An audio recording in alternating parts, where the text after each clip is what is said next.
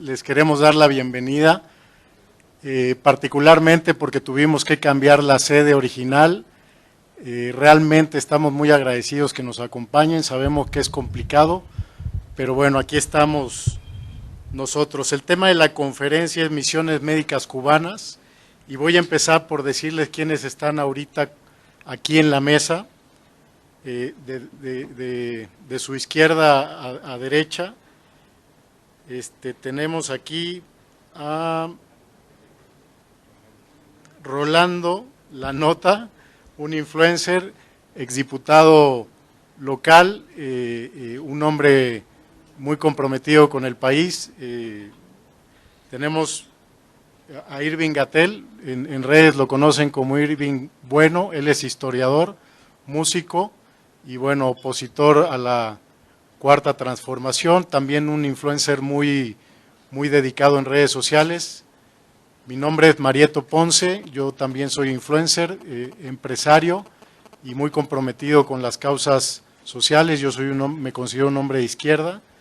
Tenemos a mi izquierda a Javier Larrondo, él es presidente de Prisoners Defenders, una asociación civil que verdaderamente tiene mucho peso y ha hecho muchas cosas que ya con más detalle él mismo explicará. A su izquierda está Ricardo Pascoe, también un hombre de izquierda, él es exdiputado federal y fue embajador de México en Cuba del año 2000 al año 2002. Después tenemos a Osvaldo Tamayo, un médico cubano que reside en Ecuador y viajó específicamente para estar con nosotros en esta conferencia y comentarnos su historia. Después, dentro de los oradores, vamos a tener unas palabras de Ignacio Bongiovanni. Posteriormente hablará Dita Charanzova, vicepresidenta del Parlamento Europeo. Después estará con nosotros Jordi Cañas, vicepresidente de Eurolat en el Parlamento Europeo. Después estará con nosotros Javier Nart, vicepresidente de la Delegación de América Central del Parlamento Europeo. Posteriormente, ya lo presenté, pero hablará Javier Larrondo y nos dará la explicación de lo que realmente son las misiones médicas cubanas. Después le cederemos la palabra a Osvaldo Tamayo, a quien ya también presenté, médico cubano, residente en Ecuador. Él es especialista en medicina interna. Después Hidalma Leiva, también médico cubana, ella reside en Brasil, se conectará con nosotros. Emilio Arteaga, también médico cubano, él reside en España. Y para finalizar, Irving Gatell.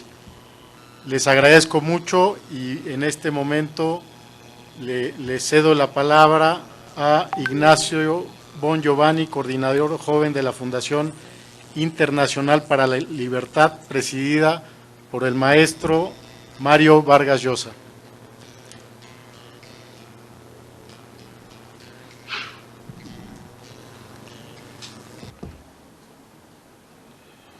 El presidente Mario Vargas Llosa siempre hace hincapié en la dictadura cubana, una de las más longevas del mundo, una dictadura que ha hundido a su pueblo en la miseria y en la muerte.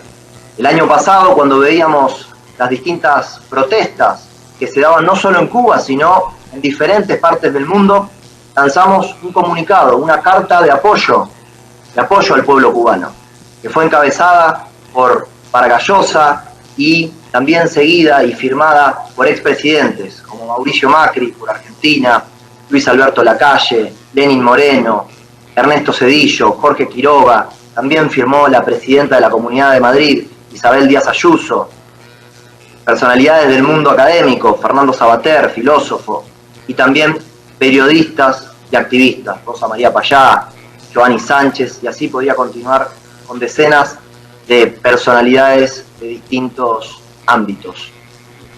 Al día siguiente, el régimen cubano respondió con otra carta, encabezada por líderes populistas, sobre todo de izquierda, llevándonos, si se quiere decir, la contra a nuestra iniciativa.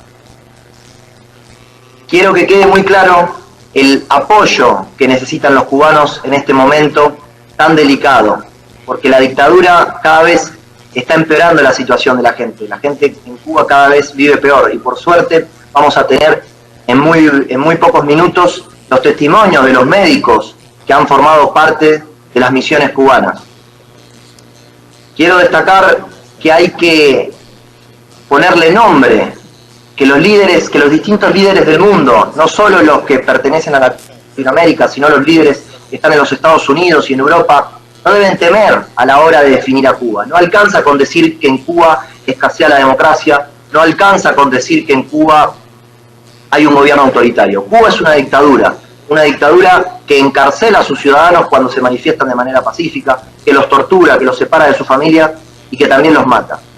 Distintos líderes del mundo también deciden, sin embargo, apoyar a esta dictadura y ser cómplices de la llamada Revolución Cubana. Por eso creo que a muchos de estos líderes le queda muy bien esa frase que dice: cuando los tiros vienen por derecha es represión y cuando los tiros vienen por izquierda es revolución. De nuestra parte, de parte de la Fundación Internacional para la Libertad, lo único que queremos para Cuba es la libertad y la democracia, que es lo que el pueblo cubano viene reclamando hace muchísimos años. Ahora vamos a continuar con otro de los representantes de la Fundación Internacional para la Libertad, con Agustín Antonetti, y después van a continuar hablando distintas personalidades, y finalmente vamos a tener, creo yo, también tener lo más importante, que es el testimonio de los médicos cubanos. Así que muchísimas gracias por su atención y muchísimas gracias por ser parte de este evento.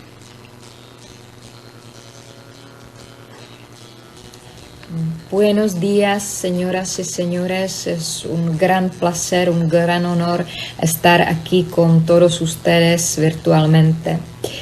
Quería sobre todo agradecer a Prisoners Defenders, a su presidente Javier Larrondo, por organizar esta conferencia.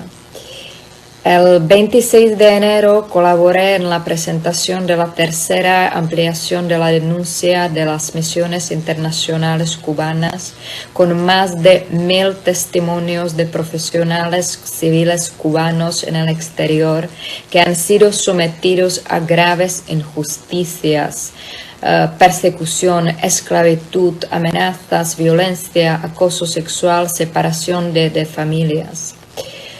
Muchos habrán oído hablar de las famosas brigadas médicas cubanas usadas por el régimen como propaganda para mostrar su denominada solidaridad con otros países. Tenemos muchas pruebas de que esto no refleja la realidad de las intenciones del gobierno cubano. Estos héroes médicos trabajan bajo condiciones de vida y trabajo horribles, condiciones que constituyen formas contemporáneas de esclavitud. Este mismo modelo también se ha aplicado en otros sectores: enseñanza, marinos, ingeniería, arte, música y arquitectura. Es la mayor partida de ingreso del régimen cubano. Recientemente, documentos consulares, las leyes de Cuba, los contratos y convenios de trabajo que han podido documentarse, más de 1000 testimonios y un reciente estudio sobre 191 familias de médicos cubanos han demostrado que la separación familiar de 8 años, la llamada ley de los 8 años, es el castigo que se aplica a los médicos, enfermeras y profesionales cubanas que deciden no volver de inmediato a Cuba al terminar su trabajo y que deciden no seguir con ese trabajo. Miles de niños pequeños se quedan sin sus padres, que a su vez vagan por los países, en muchos casos sin pasaporte ni títulos académicos, buscando un lugar donde tener acogida, apátridas y sin poder volver a ver a sus hijos. Está probado que más del 80% del dinero que Cuba cobra por las brigadas médicas va a parar al régimen y no al bolsillo de los médicos cubanos que viven condiciones de esclavitud moderna y todo tipo de violaciones execrables de sus derechos humanos. Llevar médicos en estado de esclavitud viola la legislación internacional sobre el trabajo y perpetúa un sistema de explotación y separación familiar forzosa condenado por 2 relatorías de derechos humanos de las Naciones Unidas, Human Rights Watch, el Parlamento Europeo y recientemente el Comité de los Derechos del Niño de Naciones Unidas. La situación que viven los médicos cubanos es estremecedora. Ya va siendo hora de que los pueblos sepan la verdad, de que conozcan la otra cara de las misiones internacionales cubanas. Desentenderse de la situación de los derechos humanos no puede ser el precio de pagar para la ayuda sanitaria u otros servicios.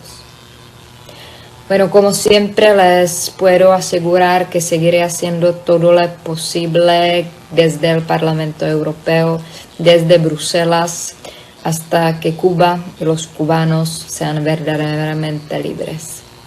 Gracias por estar aquí con nosotros hoy.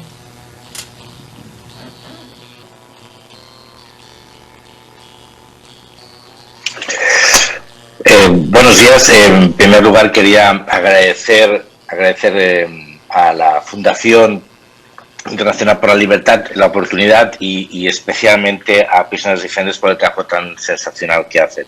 Intentaré ser breve porque lo más importante aquí es escuchar el testimonio en primera mano de las personas, de los médicos cubanos que sufren una situación absolutamente de esclavitud contemporánea.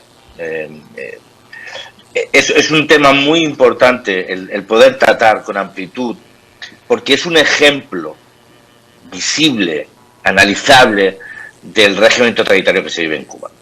O sea, Cuba es un país donde la libertad es un anhelo, pero lo que existe diariamente es una persecución de la libertad. La libertad está perseguida en todo el mundo. Estamos en un mal momento para la libertad. Pero en Cuba se llevan decenas de años sometidos a un régimen de falta de libertad.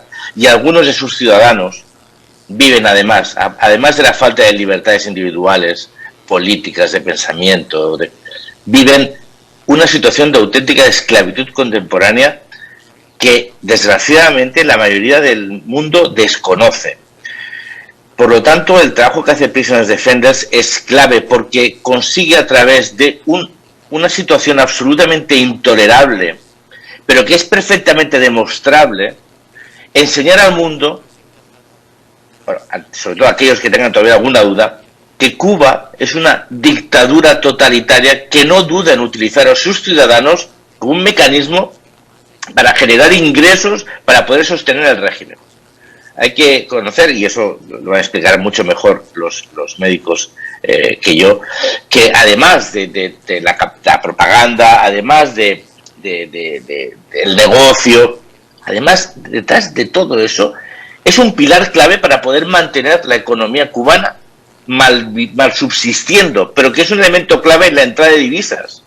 Por lo tanto, no es un tema menor, porque como bien decía Anita, no afecta solo a los médicos, afecta a multitud de profesionales que están siendo utilizados como mano de obra esclava al servicio de necesidades de algunos países o empresas a cambio de recursos para poder mantener el régimen. Por lo tanto, si somos capaces de evitar que eso suceda, estaremos atacando directamente la línea de flotación de la pervivencia del régimen.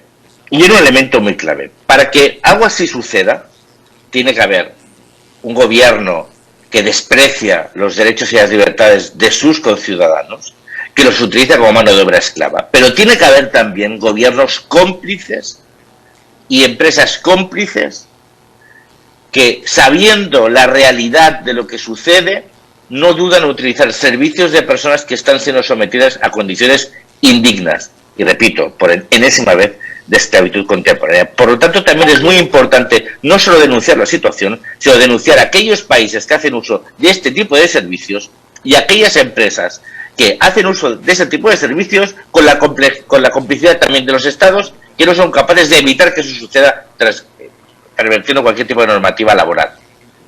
En resumen, es muy importante visibilizar este elemento porque es un elemento que resume la falta de libertades, el desprecio del régimen sobre sus ciudadanos y después la complicidad de algunos estados y de algunas empresas en el uso de este tipo de mano de obra esclava que avergüenza a cualquier ciudadano, cualquier demócrata del mundo. Por lo tanto, insistir en la necesidad del trabajo que estáis haciendo, de la visibilidad, de explicarlo, de tenerlo encima de la mesa en el debate público, y para ello, como bien decía Dita, yo creo que podéis contar con todos nosotros, con todo el trabajo que podemos hacer en el Parlamento Europeo, estar a vuestra disposición, como hemos estado hasta ahora, pero saber que el camino va a ser largo, va a ser difícil, pero algún día conseguiremos que esto no suceda y que sobre todo la libertad y la democracia vuelvan a Cuba. Muchísimas gracias.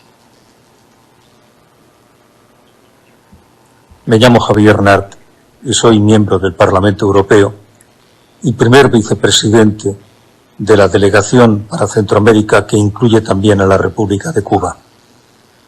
En los viajes que he realizado a través del mundo, desde hace ya muchos años, me he encontrado con médicos cubanos, como me he encontrado con médicos de muchas nacionalidades en misiones benéficas y meritorias de las ONGs que trabajan en cualquier lugar del tercer mundo. Yo pensé que eso era parte de un trabajo encomiable, respetable y respetado, y que en consecuencia estos médicos cubanos eran igual que los médicos que existían de otras ONGs. Hablando con ellos y después estudiando la situación, me enteré de algo que me dejó profundamente asqueado. Estaba tratando con médicos que eran objeto de explotación por su propio país. Unos médicos que tienen la obligación de trabajar en las condiciones que les determina el propio régimen, que no son precisamente unas condiciones en libertad y que cualquier sindicato del mundo las rechazaría por abyectas. No solamente trabajan en condiciones extremadamente precarias, sino que además de su trabajo, el 75, el 80%, incluso más, se lo queda al gobierno de Cuba. Esto se puede denominar directamente proxenetismo laboral, o sea, ser propiedad de alguien, en este caso del Estado, que de tu sueldo honradamente ganado se lleva la inmensa parte de él. Pero no solamente queda en esto la cuestión, sino que tienen la obligación de volver a su país. Y si, en ejercicio de su libérrima voluntad, deciden quedarse en el país o deciden concluir la relación que tienen de trabajo porque les parece inadecuada, como ocurre con cualquier trabajador, con cualquier médico de cualquier ONG o de cualquier servicio que realiza en favor del gobierno, de las misiones que puede realizar en cooperación cualquier país del mundo, aquí no. Porque hay un artículo, el artículo 135 del Código Penal cubano, que determina que el que no vuelve a Cuba es un desertor. No es una persona que ejerce su libertad, no. Es un desertor y queda bloqueado, cerrado en toda posibilidad de poder volver a ver a sus hijos, a su esposa, que quedaron en Cuba durante un periodo de 8 años. Si se muere su padre, no podrá ir al entierro. Si tiene a su esposa, a su hijo enfermo, tendrá simplemente que escuchar la agonía que significa escuchar los lamentos de una persona querida y una persona que le quiere, pero a la que no podrá ver. De esta forma, el gobierno de Cuba chantajea a sus ciudadanos, obligándoles a volver. Con algo más, son médicos que carecen de titulación, no porque no la tengan, sino porque no se la dan. O sea, que si se les ocurre quedarse en el lugar o irse a otro, no podrán decir que son cirujanos, que son médicos de cualquier especialidad, son nada, porque el gobierno de Cuba no los titula. Pero esto no solamente ocurre con las misiones médicas, ocurre con camareros, ocurre con cocineros, sobre todo en grandes navieras, que tienen también esa obligación de volver, porque si se les ocurre quedarse en ese país o irse a otro barco, son desertores. Pero también ocurre en Cuba, donde los trabajadores que están directamente contratados por una empresa extranjera, en cualquiera de los hoteles a los que van tantos turistas, estos trabajadores se llaman trabajadores estrella, son trabajadores de confianza, y su sueldo también queda funcionado porque no reciben el sueldo que le paga, en este caso la empresa turística, la empresa con la que están trabajando, una empresa extranjera, el 80, el 70% se lo queda el gobierno cubano. Lo que tienen derecho son a las propinas.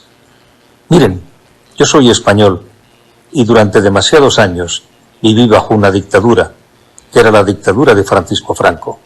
Esa dictadura abyecta, tan abyecta como el régimen cubano, perdón, menos abyecta porque les voy a dar a ustedes un dato.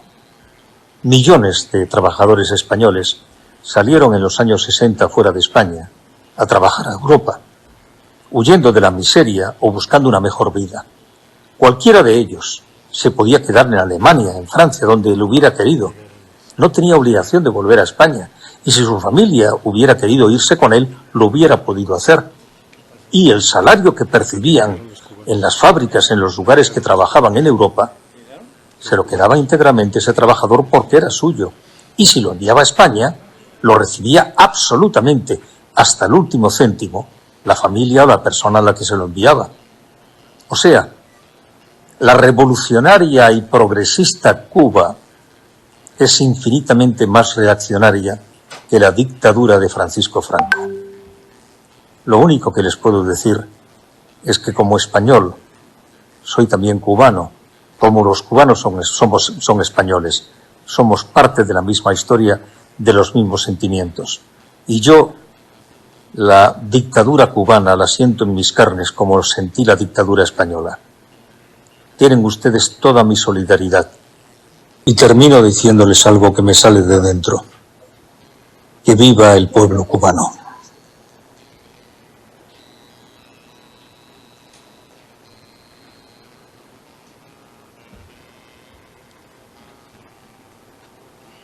Bueno, hemos escuchado a 3 vicepresidentes del Parlamento Europeo, hemos escuchado a un directivo de la Fundación La Libertad, pero ahora les voy a explicar en qué consiste esto que les han esbozado. Y me voy a acercar para que se analizar. Más de 5.000 padres y madres no pueden ver a sus hijos hoy en día por 8 años, al menos.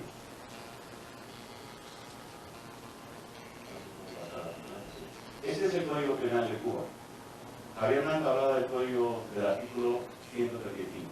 Ahora han cambiado el Código Penal y lo han mantenido exacto, y es el 176.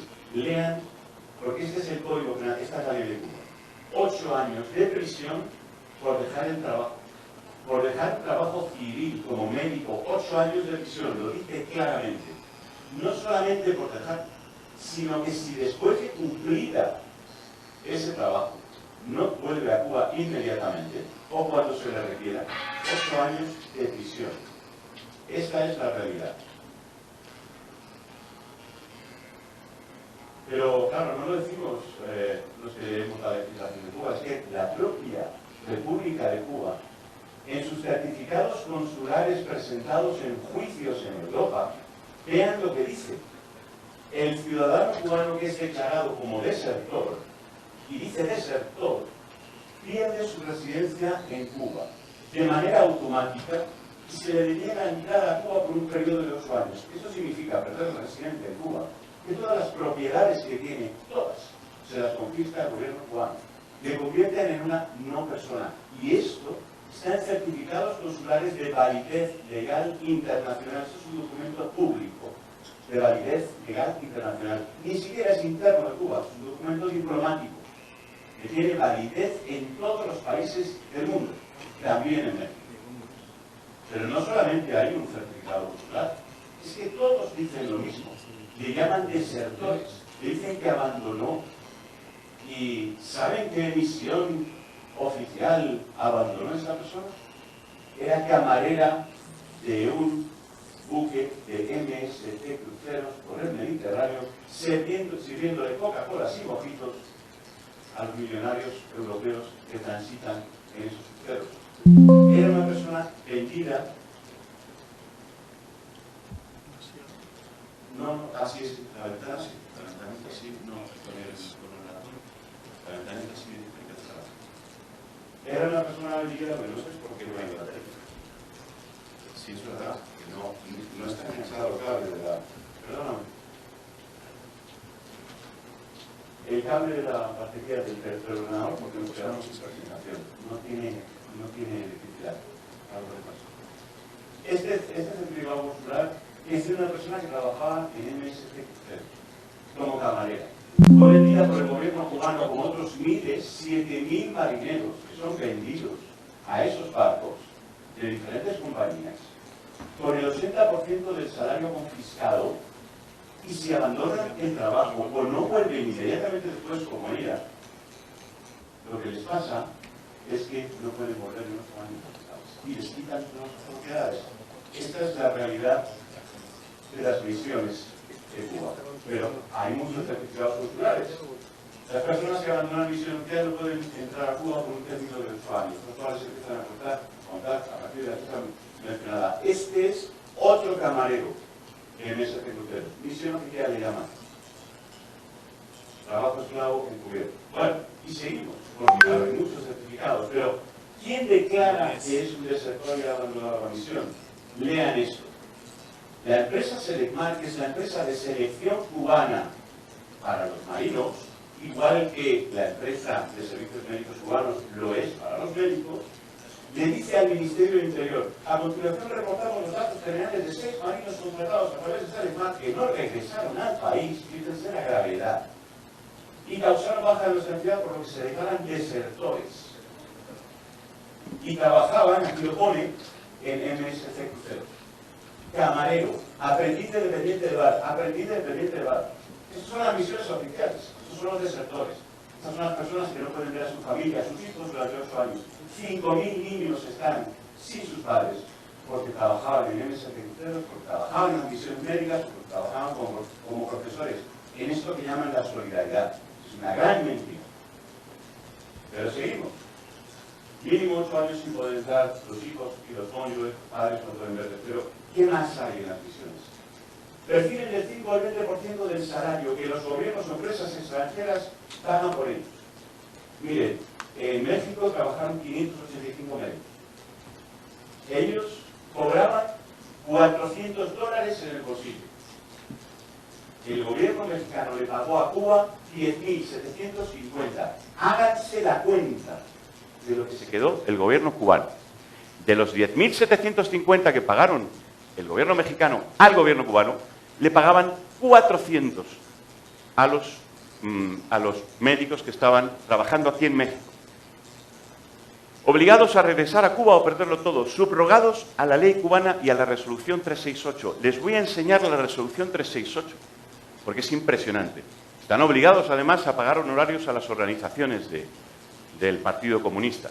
Pero además se les confiscan los pasaportes. Cuando pasan la aduana de México, lo primero que se les hace es: el jefe de misión, dame tu pasaporte, dame tu pasaporte, dame tu pasaporte.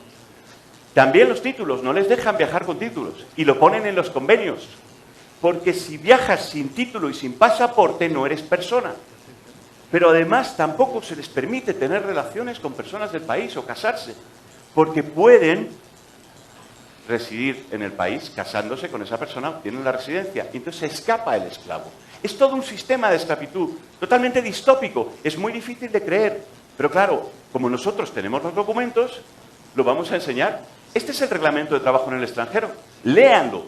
El reglamento 368 de 2020 del Ministerio de Comercio Exterior e Inversión Extranjera, una ley de Cuba. Fíjense lo que pueden leer como deberes.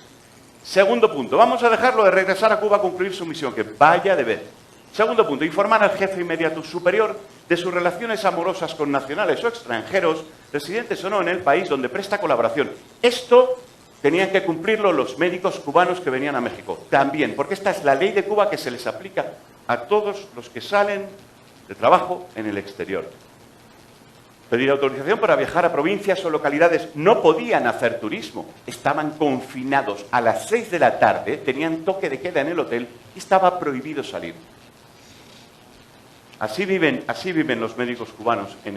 Pero las infracciones de la misma ley, del mismo reglamento, podemos leer que es una infracción participar en actos sociales sin autorización, salir del país donde preste los servicios sin autorización, ni en fin de semana, por supuesto, ni un solo día. Permanecer tiempo no autorizado en una localidad o provincia distinta de donde trabaja. Convivir con personas no autorizadas. Sostener relaciones con cualquiera con conductas contrarias a los principios de Cuba. Vaya principios los de Cuba. Vaya principios. Sostener vínculos con cualquiera con posiciones contrarias a la revolución o a la involución más reaccionaria y detestable, un mundo distópico que se les ha impuesto a los cubanos por 63 años. De izquierda somos todos los demás somos de izquierda frente al régimen cubano, que es fascista. Fascista. Esto es fascismo. Sostener vínculos con cualquier composiciones que se aprovechasen de las misiones para desertar. Sostener vínculos con cualquiera contrario a los principios de un colaborador. Gestionar con nacionales extranjeros invitaciones a sus familiares. ¿Por qué no pueden invitar a sus familiares? ¿Por qué no pueden ir a la misión con sus hijos? Porque se escapa el esclavo. Porque si sale con su familia, se escapan todos.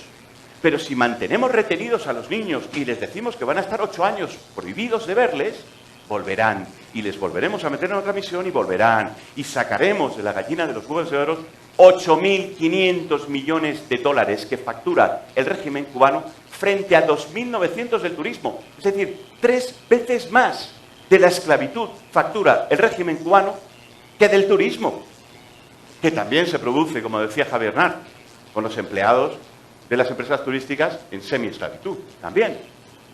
Bueno, pues esta es la ley de Cuba. Léanlo, no hace falta hablar de comunismo, no hace falta hablar de política, no hay retórica aquí. Es la legislación cubana, los certificados consulares. Esto es negro sobre blanco. Esto es lo que hacen con sus ciudadanos.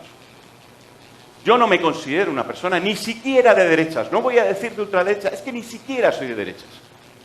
Tengo muchos principios humanistas. Soy un músico, soy compositor. Tengo una visión completamente distinta de todo esto. Esto es fascismo y hay que luchar contra el fascismo. Y si encima se encubre de izquierda, hay que luchar desde la izquierda.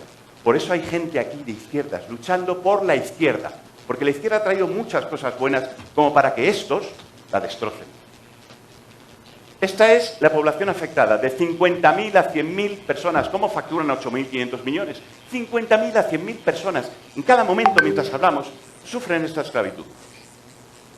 Sectores: marineros, salud, profesores, ingenieros, deportistas, los artistas. Igual, todos los artistas les pasa lo mismo, sin volver a Cuba. No puede volver a Cuba Chucho Valdés, no puede volver a Cuba Arturo Sandoval, no puede volver a Cuba Paquito de Rivera, no pudo volver a Cuba Celia Cruz. Son desertores, son traidores a la patria, porque han decidido vivir en otro sitio. Increíble. El volumen de negocios, que se lo he comentado, son 8.500 millones de dólares frente a los 2.900 del turismo, 3 veces más. Es ahí donde reside el poder económico de Cuba, en la esclavitud. En la esclavitud. Fascismo. Y bueno, pues además es que los trabajadores están atrapados en Cuba. Porque los trabajadores cualificados tienen una ley que se llama Decreto 306. Esa ley, como son cualificados, no les permite... Fíjense, la ley se llama así. Esta es la ley de Cuba. Sobre los cuadros, a ver si lo puedo apuntar, sobre los cuadros y trabajadores y atletas que requieren autorización para salir al exterior. Todos tienen que pedir permiso para salir al exterior porque están retenidos en la isla, porque se nos va el esclavo. Entonces están constantemente diciendo cómo salgo. Si no salen en misión, si no salen de trabajo con una empresa cubana, no tienen posibilidad de salir de la isla. Y desde luego cuando les dejan salir de turismo, sale el marido, pero no sale el marido con la mujer y los hijos porque se nos escapa la familia. Entonces controlan todo. Es un mundo distópico, señores, de fascismo muy evolucionado, que tenemos que conocer. Porque esto nos rodea. Supongo que lo estarán identificando. De los 1.111 testimonios, el 75% dijo que no iba voluntario. Esta es la realidad. Hay razones de todo tipo, coercitivas, la deuda de vida que les inculcan. Yo te he dado la educación gratuita, tú tienes que trabajar toda la vida para el gobierno. En España tenemos la educación gratuita, en Argentina tienen la educación gratuita. A mí nadie me puede pedir que yo sea esclavo porque me ha dado la educación gratuita, porque no me la han dado ellos. La dieron mis padres con sus impuestos, igual que los padres de los argentinos. Por lo tanto, no le tengo una deuda al Estado. A mí el Estado no me genera una deuda por darme educación que la pagaron con los impuestos mis padres. Con apretar sirve. Se apagó la computadora. No tiene. Como ustedes saben, tuvimos que cambiar la sede. Recibimos nosotros amenazas, los organizadores directamente. Recibimos también, y tengo que decirlo, presión del gobierno para no tocar ciertos temas específicos que tuvieran que ver con el presidente López Obrador, lo cual por supuesto para nosotros fue inaceptable, y por eso estamos aquí. Les pedimos una disculpa. Nos prestaron el salón de último momento, como ustedes saben, y nos tuvimos que cambiar. No tuvimos tiempo para hacer las pruebas. Pero bueno, esa es la razón, y le voy a pedir a Javier que en lo que solucionemos esto nos platique un poquito de su experiencia, de cómo ha sido conocer México. Él no lo conocía, llegó apenas ayer, y bueno, le dimos una gran bienvenida a algunos, pero no tan buena a otros. Bueno, voy a contarlo de viva voz. Vamos a ver. Sí, voy a contarlo de viva voz. Vamos a ver. Aquí han pasado muchas cosas. El gobierno cubano no quiere que nosotros contemos esto porque nosotros no tenemos una retórica política, no somos gente de derechas. Y entonces es más difícil contrarrestar.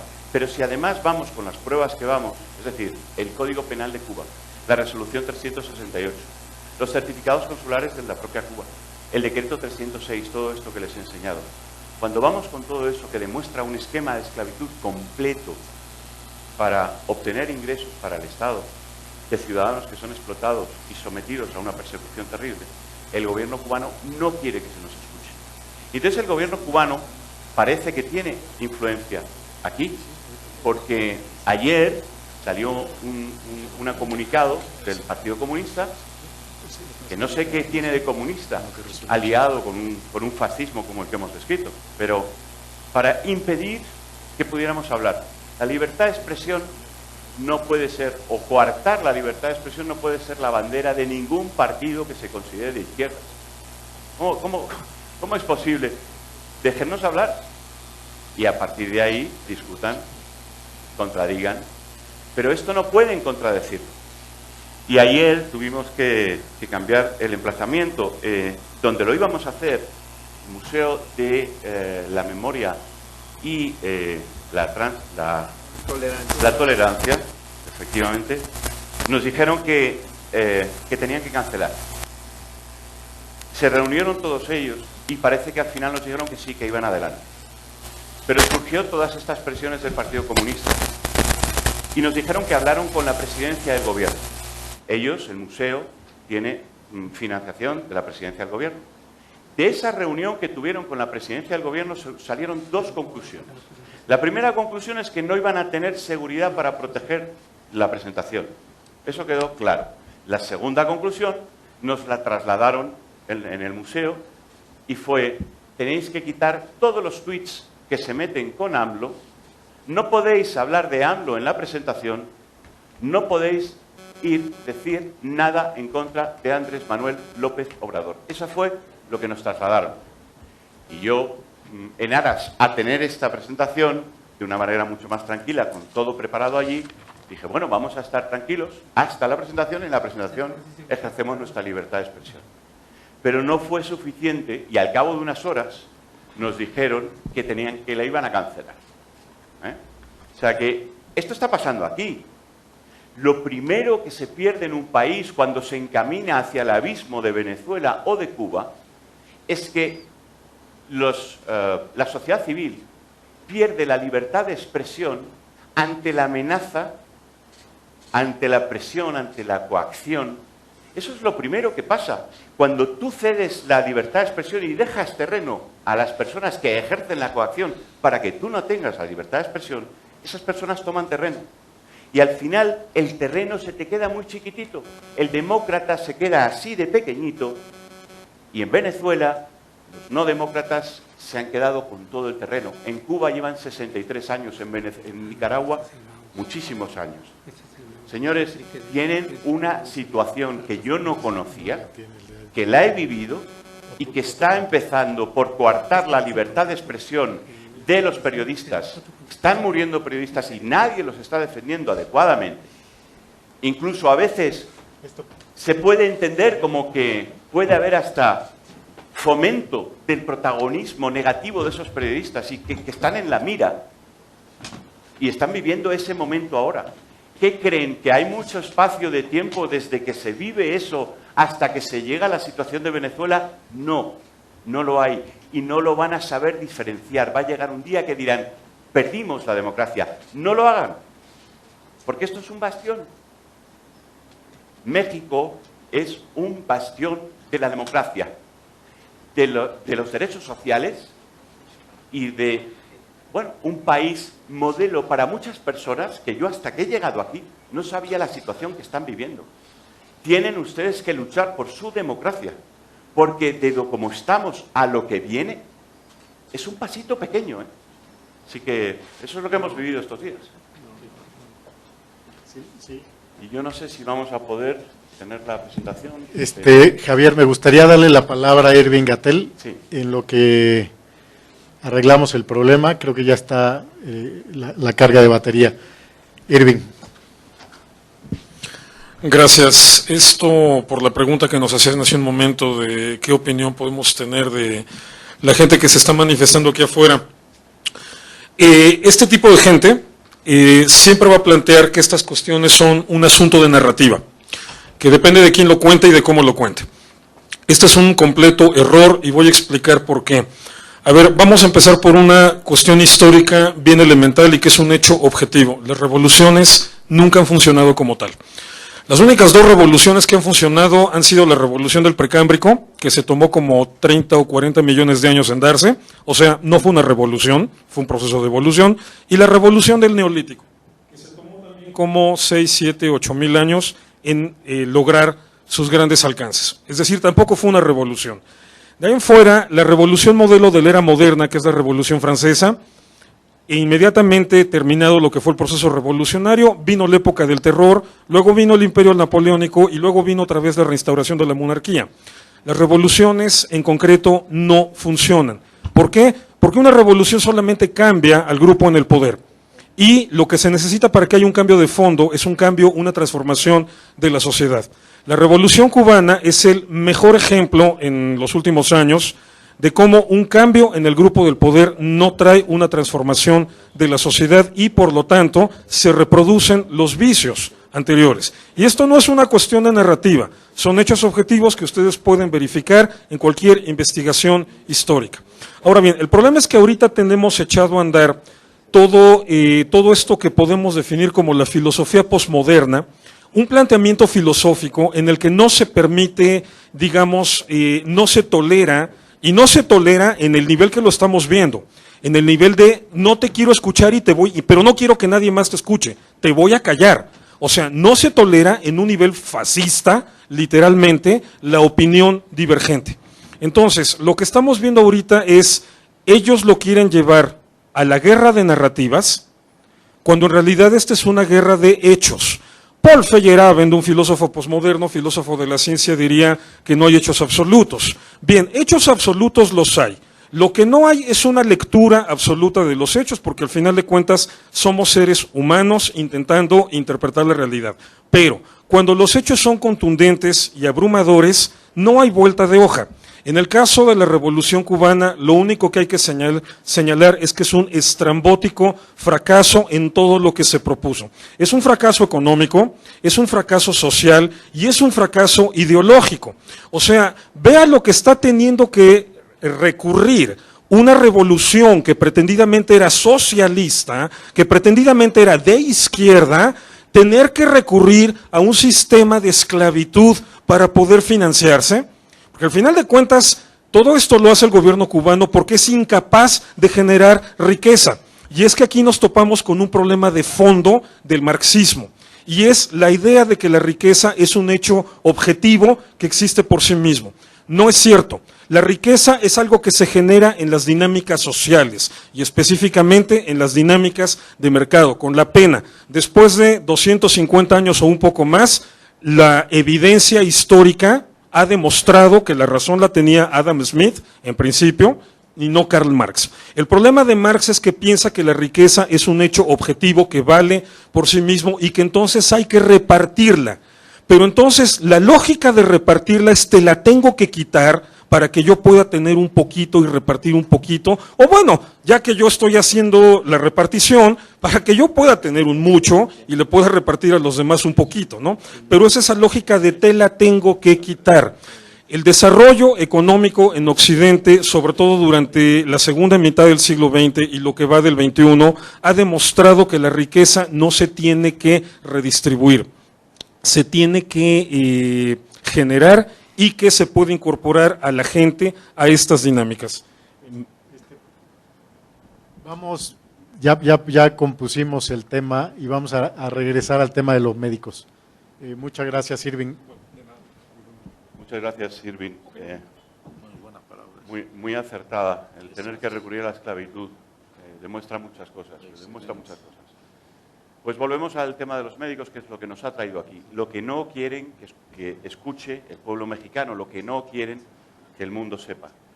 Estos son los resultados de 1.111 testimonios presentados en la Corte Penal Internacional y presentados en Naciones Unidas, que han recibido el beneplácito, el apoyo de 2 relatorías de derechos humanos en Naciones Unidas, del Parlamento Europeo en 2 resoluciones, de Human Rights Watch y de un buen número de otras organizaciones, como también la Comisión Interamericana de Derechos Humanos. Estos testimonios nos dicen que el 75% van a esas brigadas, van a esas misiones, no siendo voluntarios. Que las razones por las que van, además, son coercitivas.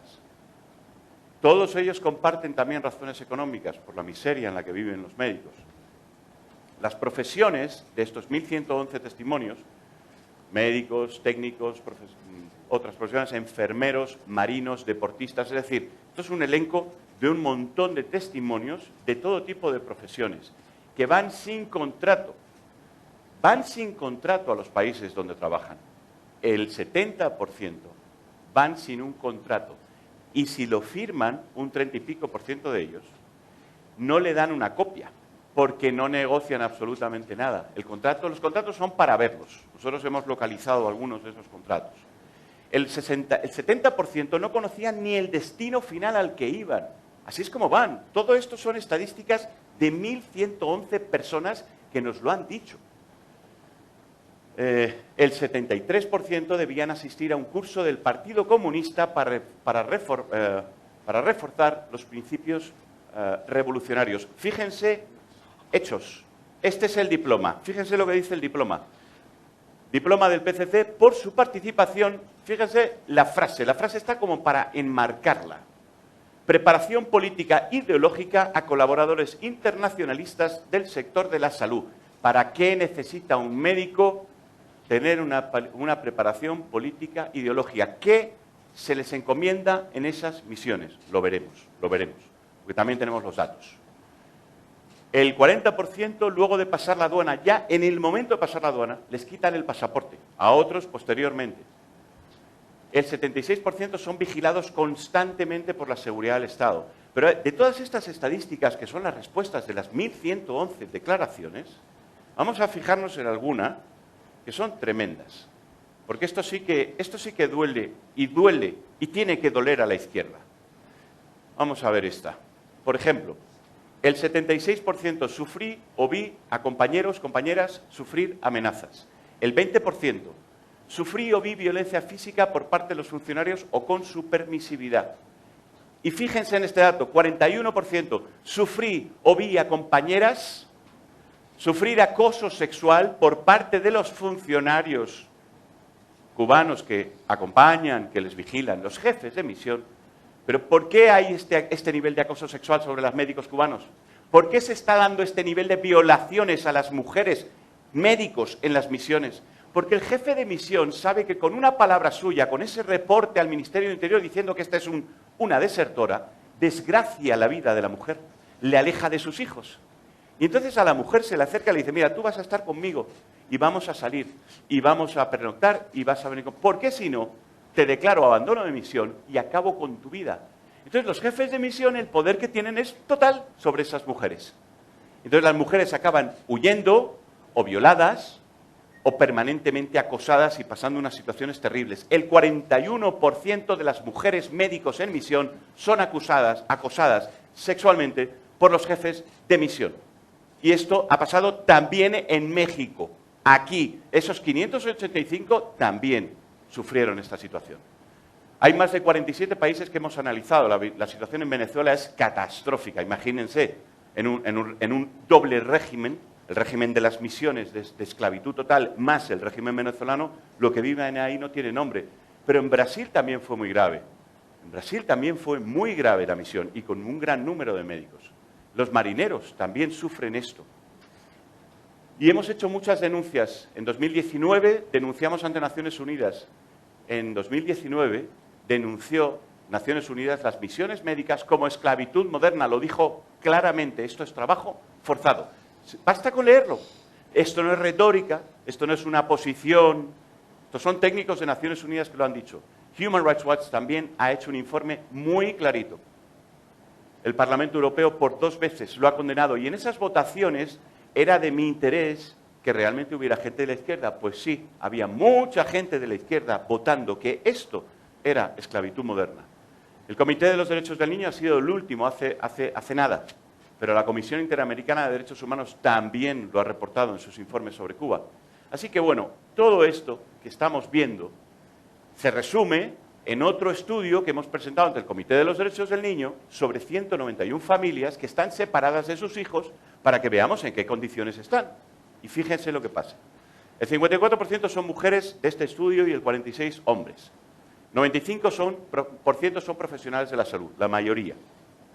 El 90% estuvieron entre 1 año y 3 años en su última misión en el exterior, sin ver a sus hijos, porque en las misiones solamente puedes viajar a Cuba una sola vez. No puedes viajar a Cuba más. Así que estás viendo a tus hijos una vez al año como mucho. Fueron declarados desertores el 76% de estos 191.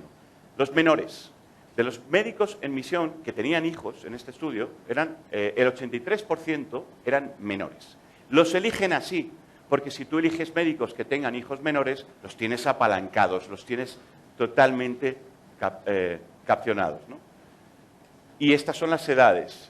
Y vamos a ver cuánto tiempo estuvieron separados. Pues fíjense, hasta 1 año, un buen porcentaje, pero de 1 a 5 años y más de 5 años, y no los he vuelto a ver, son el 80%.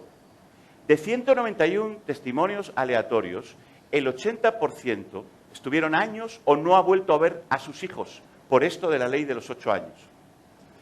En los hijos, los médicos, que son el 95% de los que respondieron, nos cuentan las enfermedades. Bueno, pues las afecciones emocionales, el 70% de esos niños tienen afecciones emocionales, el 59% psíquicas, el 26% mentales o cognitivas y el 21% físicas. Esto está demostrado en estudios que presentamos en el Comité de los Derechos del Niño, porque cuando tú separas forzosamente a un padre y un hijo durante una larga duración, o una madre y un hijo, eso provoca un estrés constante, vital, que afecta incluso celularmente al organismo y provoca incluso afecciones de mayor propensión al cáncer, diabetes, mayor propensión a las enfermedades cardiovasculares, etc. Eso está demostrado por informes científicos que presentamos, como 30 de ellos, históricos, que está ya muy estudiado. Y esto está pasando en las misiones, a todos los hijos. Estas son las afecciones: ansiedad, depresión, problemas de conducta, trastorno de estrés postraumático, menor coeficiente de inteligencia porque les afecta, obesidad, bulimia, menor crecimiento físico, mayores tasas de cáncer. Todas estas afecciones de esos 5.000 niños que no pueden volver a ver a sus padres. ¿Y quién les dijo a los niños, ya para mayor INRI, quién les dijo a los niños que sus padres eran unos desertores? ¿Se atrevieron a decírselo? Pues sí, el 80% de esos niños recibieron la notificación oficial de que su madre era una desertora y traidora a la patria. ¿Por quién? Agentes de la seguridad del Estado, el 36%, visitan a la familia cuando la persona deja la misión, visitan a la familia y dicen al niño o a la niña, tu madre es una desertora y por eso no puede volver. Una madre destrozada porque su hija tiene tendencia al suicidio desde que están separadas, ya llevan como 4 o 5 años separadas, el psiquiatra que le ha puesto el gobierno cubano, en vez de tratar a la niña, lo que le ha dicho es que la culpable es tu madre porque desertó, porque dejó el trabajo en la misión y mira lo que te ha hecho tu madre. Eso es como trata el gobierno cubano a sus ciudadanos, es que es muy fuerte. Los profesores en la escuela, el 23% le dicen a esos niños que sus padres son desertores y traidores a la patria. Personal del Partido Comunista y tal. Esta es la situación de un estudio, otro estudio objetivo. Ahí están los 191 testimonios, la hoja Excel con todos los testimonios para estudiarse, pública. Aquí estamos hablando de datos. Y esta es la separación efectiva. De 1 a 5 años estuvieron separados el 40%. De 1 a 5 años sin ver a sus hijos estuvieron el 40%. No volvieron a ver a sus hijos el 41%. Y de 5 a 9 años el 19%. Bueno, esto es lo que hay, estas son las misiones, estos son datos. Entonces, dejémonos de retórica, aquí no hablamos de izquierda, esto es, cualquiera que haya estado en esta sala se da cuenta de que estamos hablando de un fascismo distópico impresionante, deleznable. Los documentos oficiales salen o no salen con su diploma, salen sin su diploma, cuando desertan. Fíjense que la deserción se prepara, un médico cuando va a salir esconde su diploma, aunque no le dejan sacarlo, trata de sacarlo. Bueno, pues aún así el 66% no tenían su diploma cuando desertaron, porque no es fácil, porque las autoridades no te lo dan. Y el pasaporte, el 65%. ¿Saben qué pasa con estas personas que están varadas por toda Latinoamérica? Que son indocumentados, son apátridas, no tienen pasaporte, no tienen título académico, no tienen a sus hijos. Esto es lo que estamos viviendo con esa emigración cubana cualificada, que está siendo no solo pisoteada por su gobierno, sino que llegan al país y son unos inmigrantes sin papeles, una apátrida, y las que pasan esos señores para salir adelante no tienen nombre. Bueno, pues esta fue la misión en México. Le voy a dedicar unas palabras, como ayer nos pidieron que no hablásemos de las acciones de AMLO con respecto a las misiones médicas, le voy a dedicar unas palabras para que veamos la intervención de su gobierno en estas misiones. El gobierno desembolsó $10.750 por cada médico. El médico cobraba $400 en mano y 324 más si terminaban los 3 meses y llegaba a Cuba.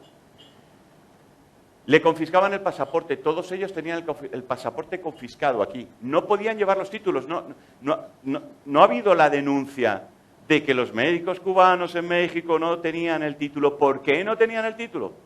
Porque no se lo permiten, porque si dejas al esclavo que salga con título y pasaporte se te escapa.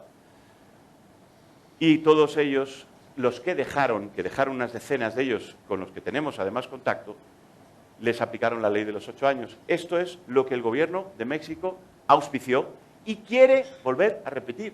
O sea, realmente México con 305.000 médicos, con 200.000 en la salud pública, es decir, un pool de 100 y pico mil médicos para poder meter en la sanidad pública y darles condiciones que están esperando decenas de ellos, decenas de miles de médicos mexicanos están esperando por entrar en la salud pública.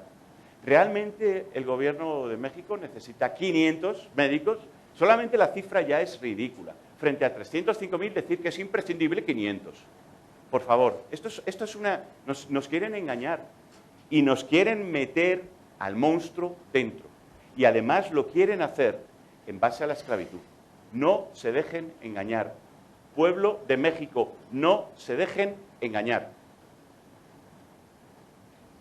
Y les voy a meter otra perla también, porque no solamente en esto está involucrado en las misiones médicas Andrés Manuel López Obrador, también ha propuesto a una persona para dirigir la OPS. Bueno, y esta persona tiene una relación con Juan Felipe Molina Leza, que era el máximo responsable de la misión médica en esclavitud completa y total que se dio en Brasil. Tanto es así que está siendo sometido a un juicio que ha sido muy complejo para que se pueda someter a un juicio a la OPS, porque ha sido tan grave y tan flagrante la trata de personas que viola los tratados internacionales, y los jueces, al final, por unanimidad, han decidido que se le puede juzgar a la OPS. Y el seno donde se está juzgando es ya en un tribunal de Washington. Bueno, pues este señor, que es un imputado, funcionario de la OPS, que hizo una misión en esclavitud, que hizo todo eso que hemos estado hablando, resulta que es el marido de Nadine Gassmann. Nadine Gassmann es la persona que Andrés Manuel López Obrador ha propuesto oficialmente para que dirija la Organización Panamericana de la Salud, la misma organización que está siendo sometida a juicio, donde el marido de Nadine está como uno de los principales imputados. Yo respeto muchísimo a cualquier persona, y a Nadine Gassmann no tengo nada en contra de ella, y seguramente sea una persona muy cualificada. Ya bastante tiene con tener ese marido.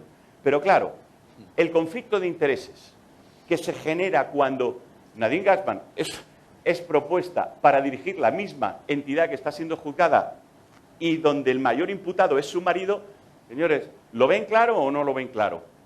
Esto es una jugada que es totalmente ilegal, antiética, no nos cabe en la cabeza, salvo que quieran tomar posesión de la Organización Panamericana de la Salud. Pues sí, se lo confirmo. Esto fueron órdenes de Raúl Castro, porque así me lo dijeron desde dentro del propio régimen. Raúl Castro le propuso la idea a Andrés Manuel López Obrador en el verano de 2021. Y Andrés Manuel López Obrador nombró a Nadine Gassmann como candidata. Así es como juegan el equipo de los fascistas. Así es como está jugando. No de la izquierda, de los fascistas. Bueno, no quiero extenderme más, pero quería pasar por todo eso para que vieran todos los datos y las realidades de lo que son las misiones médicas cubanas. Muchas gracias. La revolución para presionar a nuestras familias de que regresáramos. O sea, la orden era regresar, al punto de llegar a decirle a mi familia que si yo regresaba iba a ser considerada como una heroína de Cuba.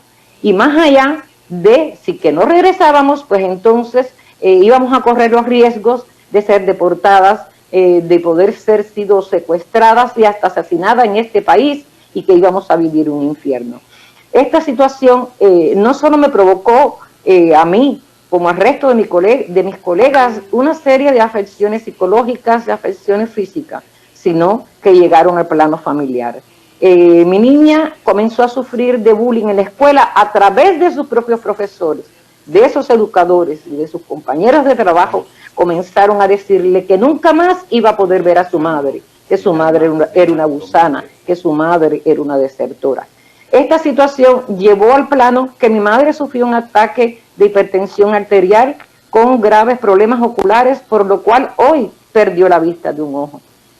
Aún así, igual, mi hijo, de repente le quitaron la posibilidad de seguir trabajando. O sea, lo expulsaron del trabajo y sin ningún elemento, sin haber él cometido ninguna falta. Cuando él preguntó, sencillamente le dijeron que eran por órdenes superiores, por lo cual él no podía continuar trabajando. Entonces era así porque es que la televisión cubana enseguida transmitió las imágenes de los médicos que nos habíamos quedado, nos tildaban de desertores. Entonces el vulgo popular ya lo conocía. Yo vivo en un pueblo pequeño, por supuesto, todos me conocen. Entonces sobre mi hijo recaían todos ese tipo de mofas, diciéndole cosas muy feas sobre mí, buscando que mi hijo llegara al plano de los golpes para poder llevárselos presos. Estas situaciones provocaron que de forma bruta mi familia no podía soportar el hecho de estar 8 años sin estar conmigo. Mi madre anciana, enferma, mis hijos menores de edad, por lo cual los obligaron a salir de forma irregular de Cuba. Mi madre en un sillón de ruedas, con una discapacidad de una cadera, tener que montarse en un avión, en avionetas, cruzar fronteras para poder llegar a donde yo estaba. Porque qué madre, qué hijo puede soportar estar 8 años sin estar con su familia. Entonces, una vez más, yo les digo algo que para mí es de lo más grave que he podido vislumbrar a partir de haberme convertido en una médica desertora. O sea, una de las grandes cosas fue eso. El gobierno cubano no tiene corazón, no es un gobierno humanitario, porque de un día para otro dejó a este país sin asistencia médica, dejó a este país sin médicos, por lo cual yo me debatía en ese debate moral de qué hacer, porque consideraba que debía estar del lado del pueblo brasileño. Los pacientes en la calle me veían y me decían, doctora, ¿cómo es posible que usted no va a estar más aquí? ¿Quién va a venir por nosotros? Estamos sin médicos. Realmente fue imperdonable lo que Cuba le hizo a Brasil, y yo me sentí en el deber moral de quedarme en este Brasil, y por eso soy considerada desertora. Ahora, ellos de facto nos quitaron la patria potestad. Señoras y señores, hoy está en blanco y negro, en la nueva legislación cubana denominada responsabilidad parental, que vamos a perder legalmente, que perdimos legalmente la patria potestad sobre nuestros hijos.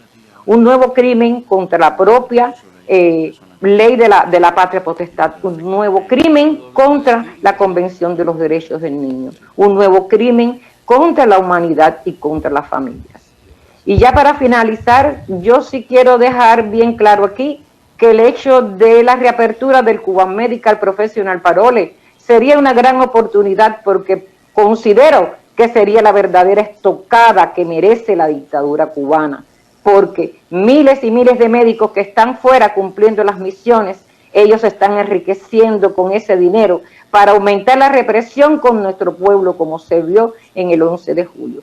Entonces, de reabrir el Parole, miles y miles de médicos podríamos buscar otros rumbos, y sería un dinero que no le entraría al gobierno de Cuba, con la cual está siendo usado para reprimir al pueblo y no para mejorar las condiciones de salud. Agradezco a las personalidades que me antecedieron por sus palabras, y sobre todo por ese mensaje de aliento de que en algún momento esta ley pueda ser derogada. Por eso solicito aquí a todas las personas de bien, a todas las personas pro derechos humanos, y a ustedes, personalidades, que puedan ayudarnos en este pedido de derogación de esta injusta y cruel medida de 8 años. Muchas gracias.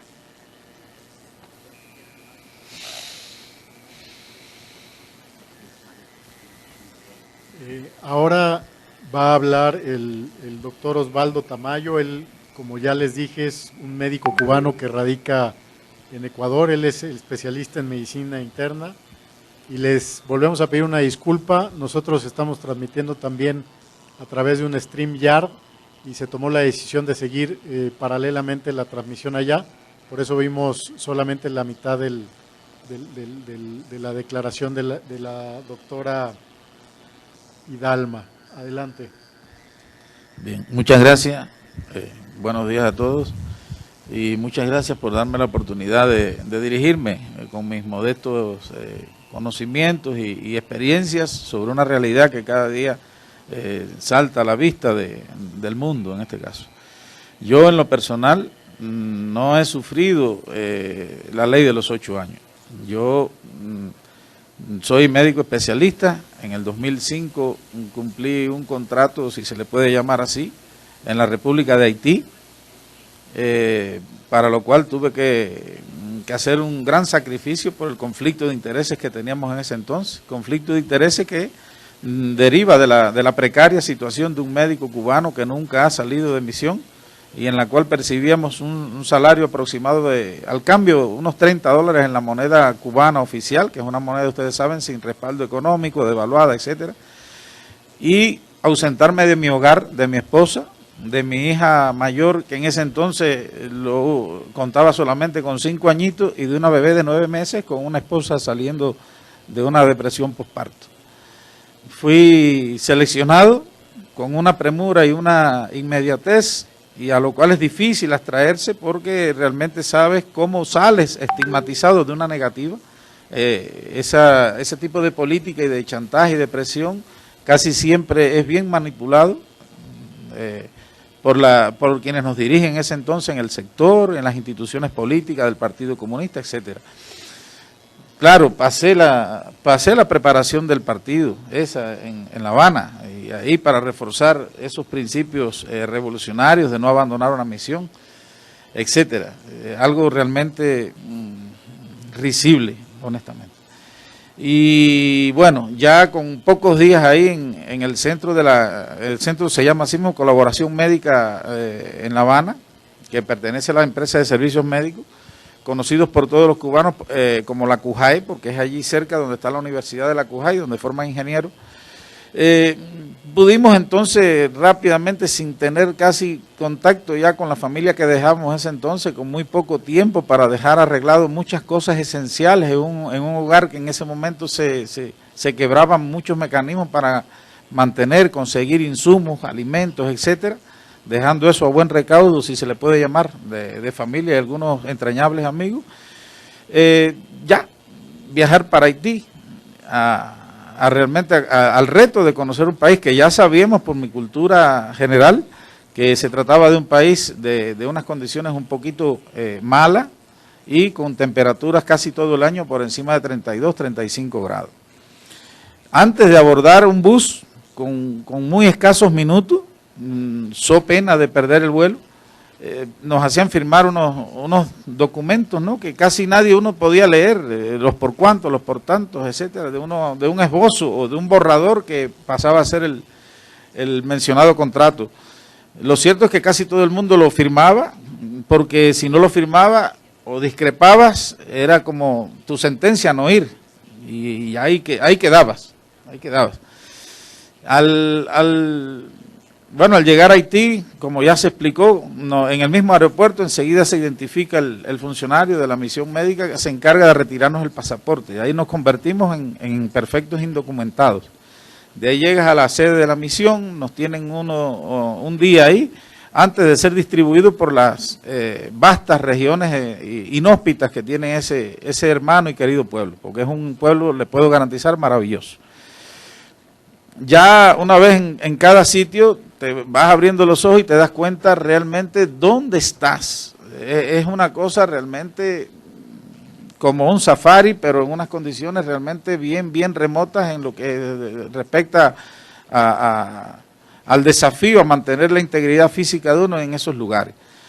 Yo, como le dije, soy internista, fui ubicado en el departamento centro, en el Hospital Santa Teresa de Hinche, en Haití, a unos escasos ciento y tantos de kilómetros, no más de 200 kilómetros de Puerto Príncipe, la capital. Sin embargo, el viaje se tornaba de 8 horas, porque no eran carreteras como tal, eran terreno agreste, normal, con múltiple accidentalidad y peligros, desde montañas increíbles sin asfalto, y por regiones realmente que eran verdaderos desfiladeros, bien estrechos, donde había a veces que darle paso a algún vehículo haitiano, que ellos sí eran en eso persistentes, y ellos siempre nos quitaban el derecho de vía, y con mucha precaución para no caer en el abismo, ¿no?, que siempre había en esas laderas.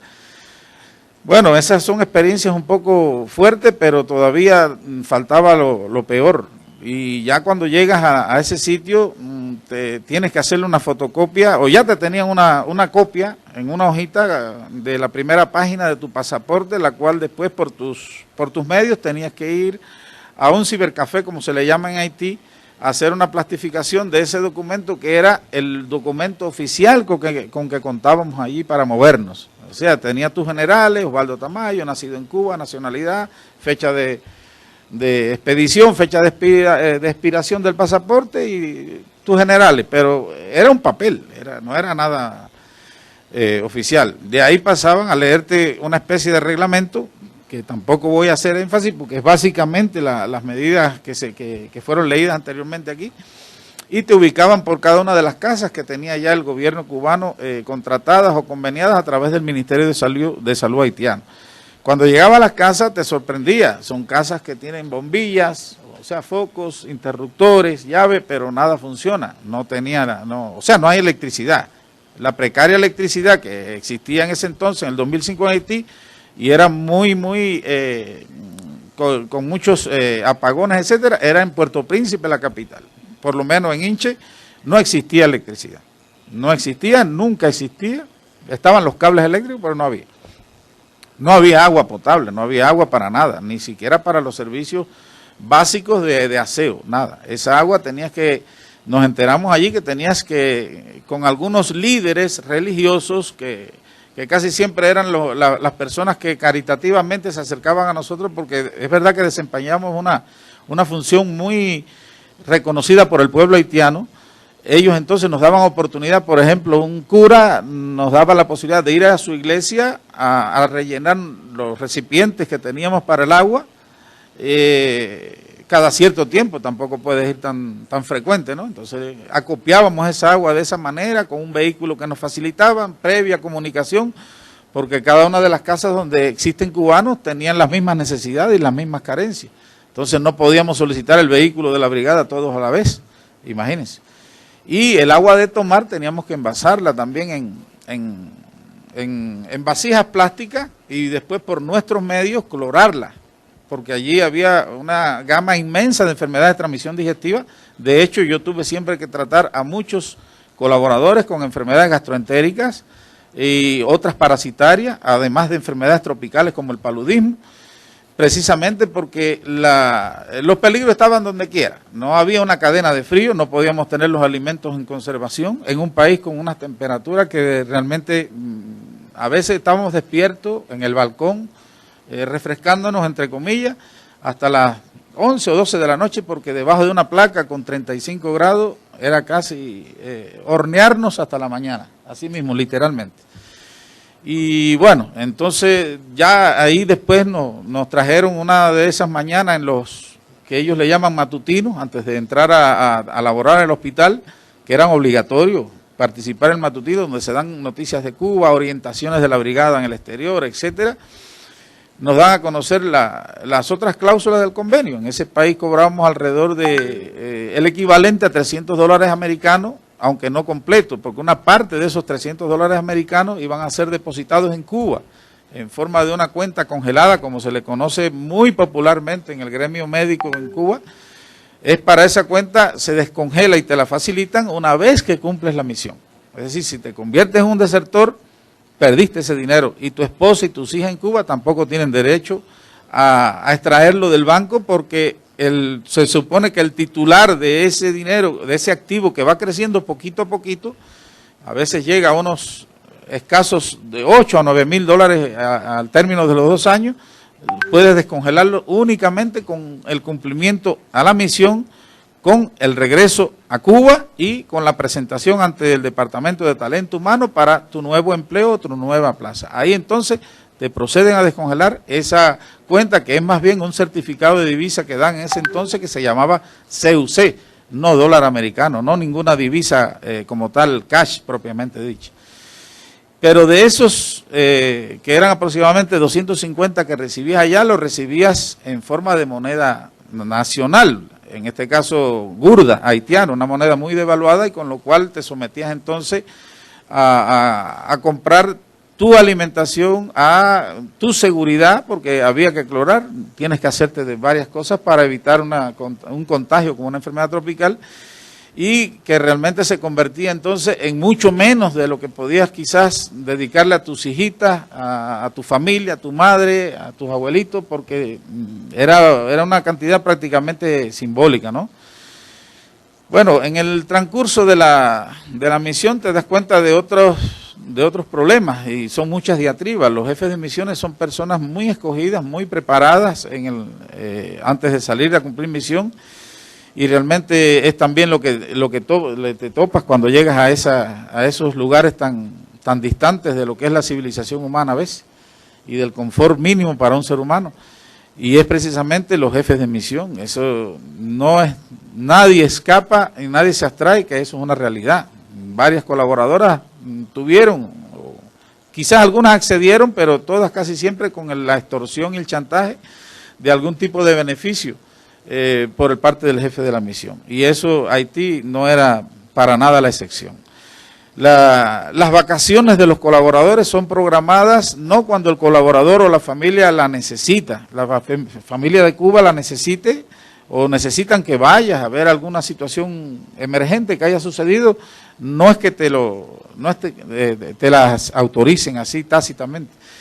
Esas vacaciones son planificadas de acuerdo a la capacidad de los pequeños aviones de Cubana de Aviación, en el caso de Haití por la cercanía, y de acuerdo a la fecha de ingreso al país. Y tienes que cumplir y tienes que adaptarte a estar casi siempre de 11 a 12 meses sin ver a tus hijas. Ya con eso es suficiente para que el estrés realmente uno lo tenga que llevar bien fuerte y no quebrarse, porque sabe que con esa pequeña quizás beneficio sea algo significativo en la precaria vida que llevabas hasta ese entonces como un médico especialista, bien reconocido por el pueblo, pero con una situación realmente alarmante.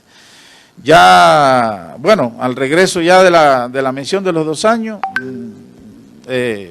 fue que se puede prácticamente con esa pequeña y exigua cantidad dedicarlo a hacerse de un pequeño departamento para tener una independencia del resto de la familia, porque bueno, no sé si ustedes lo saben, pero en Cuba es muy frecuente que en una casa familiar conviven 2, 3, 4 y hasta 5 generaciones. Aun cuando las casas y el mercado, en este caso inmobiliario, es incipiente, no existe, no hay carencia de activos para eso, las casas como tal no suelen ser tan caras como en cualquier otro país. Nosotros decimos cara desde nuestra precariedad de salario, a lo mejor son precios normales, pero nosotros la llamamos bien barata. Bueno, con eso a duras penas es suficiente para hacer de un pequeño departamento. Esa es la situación de Haití, realmente con una precariedad y, como decían, no se te permite sacar los títulos. Sí conocí compañeros de trabajo, amigos incluso, internistas como yo, otros cardiólogos y otros de medicina crítica, que fueron sorprendidos en el aeropuerto con los títulos bien esbozados, guardaditos en su equipaje de mano, y ahí automáticamente pasan a ser detenidos, y su misión llegó hasta ahí, hasta el Aeropuerto Internacional José Martí. De ahí para allá, eso lleva sanciones, etcétera, porque se sabe que, o se supone, en Cuba no hay presunción de inocencia, ¿no? Y ahí se infiere y te juzgan como tal que ibas a intentar desertar, porque es muy difícil desertar sin pasaporte y sin título. Eres nadie, como decía Javier en la explicación anterior. Y esa realidad no se conoce realmente, no se conoce.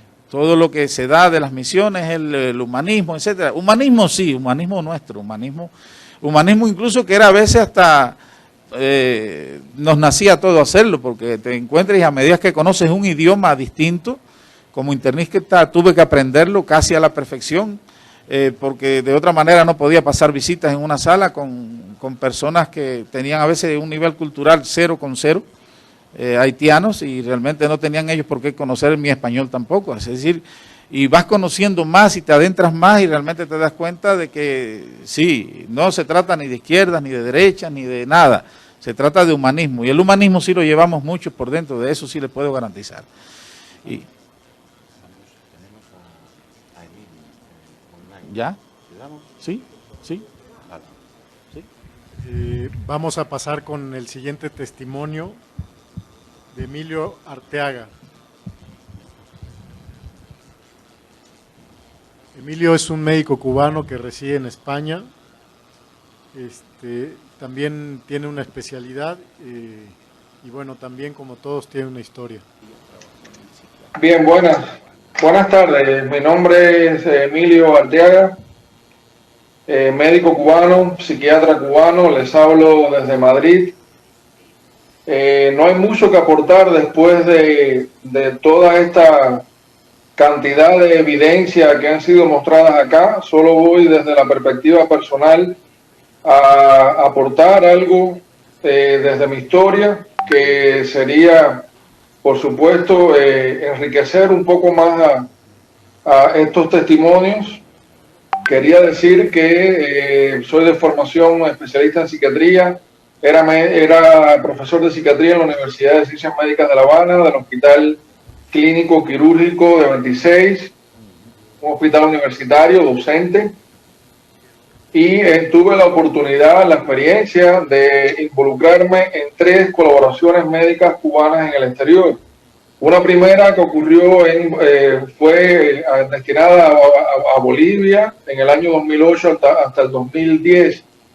Posteriormente me fui a Angola en el año 2013 hasta el 2015 y finalmente en el 2019 me voy a África Austral, a Namibia.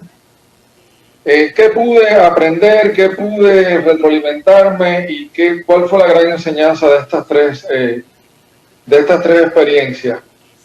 Primero que todo, hemos dicho en otras oportunidades que este modelo totalitario que el Estado cubano ejerce, desde un modelo totalitario totalmente con un poder completamente vertical que se aplica a todas las formaciones en Cuba, incluyendo la formación médica, establece un condicionamiento político, un condicionamiento ideológico, una lealtad absoluta al régimen, y eso va desde que tú te vas formando incluso para acceder a la educación superior.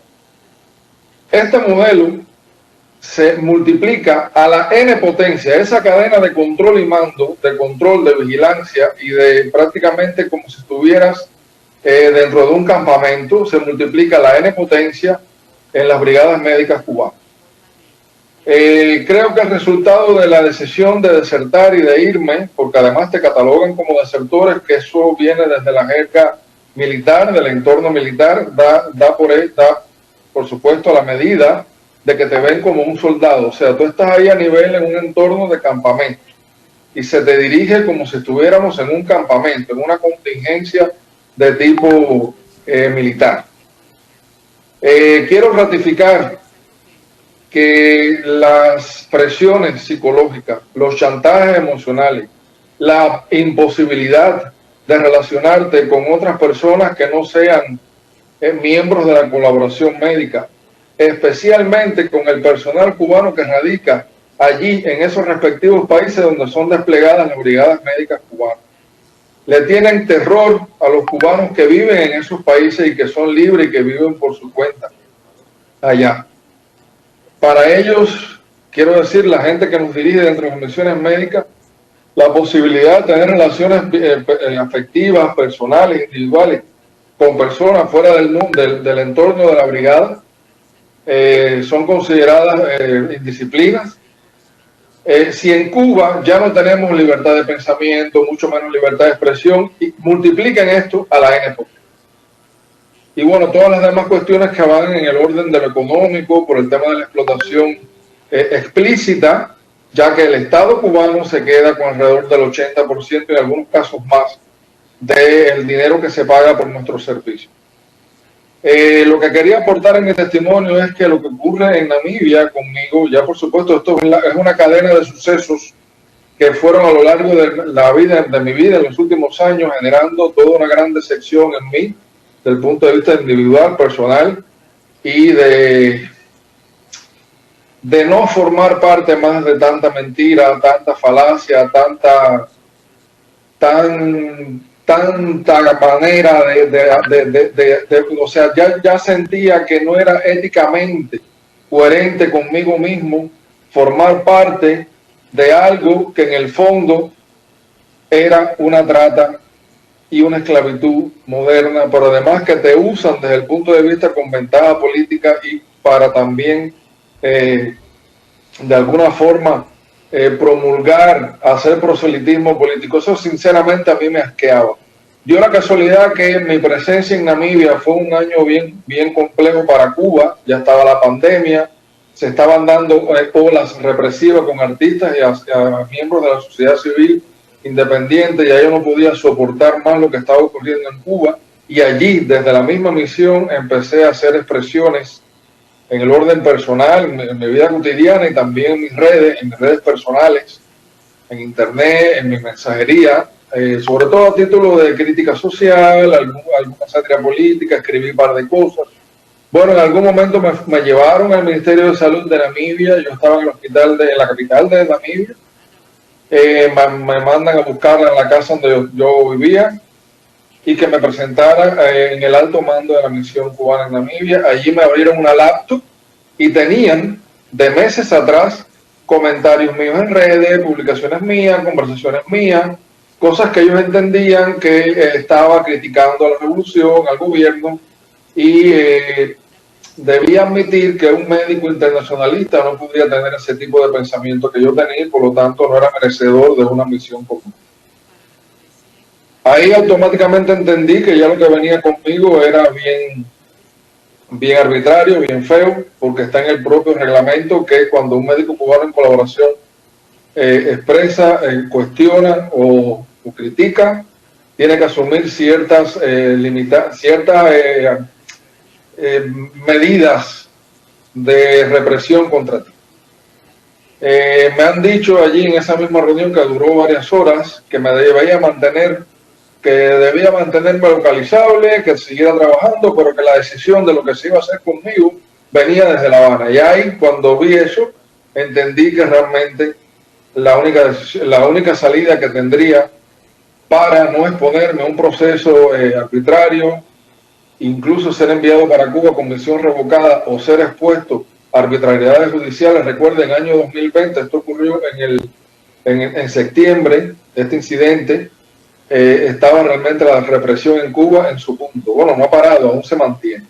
Y bueno, decidí escapar, decidí irme, decidí abandonar de una vez y por todas todo eso, al costo que esto lleva, al costo de dejar atrás tu vida profesional, de dejar atrás tus seres queridos, porque estamos imposibilitados de un regreso. En mi caso, rompí con el anonimato, me involucré en las denuncias internacionales, me involucré en las denuncias personales, escapé de Namibia hasta territorio sudafricano y desde allá tuve que ir agenciándome cómo llegar finalmente hasta Europa, y ahora soy un refugiado más, un solicitante más de los miles de médicos que andan por el mundo vagando en terceros países en situación irregular, sin documentos que lo acrediten como médicos, sin ningún tipo de protección, porque además, para colmo, el alto comisionado de Naciones Unidas para Refugiados y la retirada del Cuban Parole, de que antes protegía a los médicos, nada de eso tiene en cuenta, porque es que a veces todavía no comprenden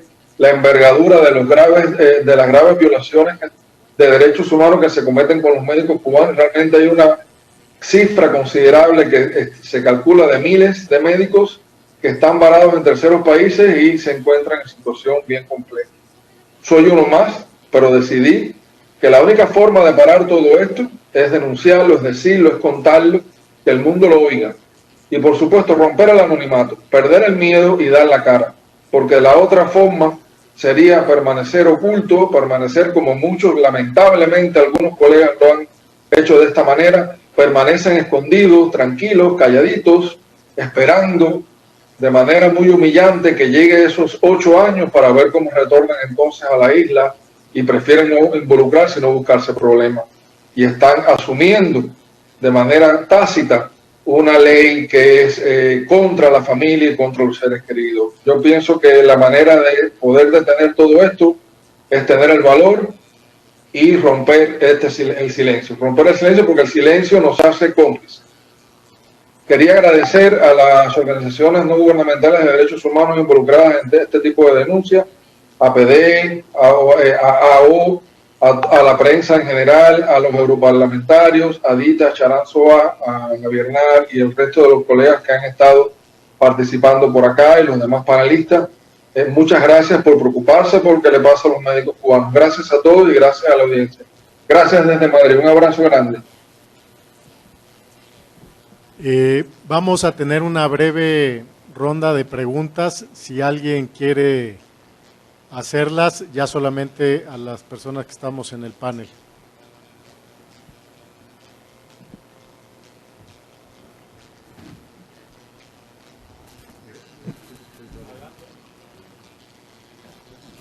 Adelante.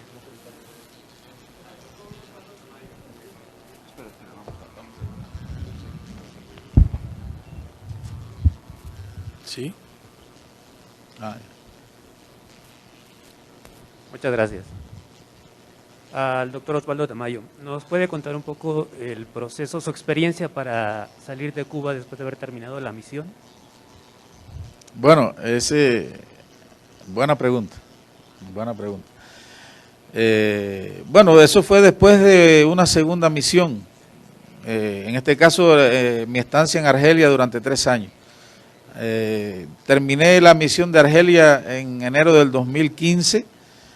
Yo realmente tengo que confesar que sí pensaba no regresar a Cuba, pero sí fui uno de esos que tuvo que vencer el miedo porque temí por mí, pero más que por mí, temí por mi esposa y mis hijas, que quedaban en Cuba. Y entonces por eso no decidí desertar. Y regresé a Cuba con la misión cumplida, como ellos suelen decir.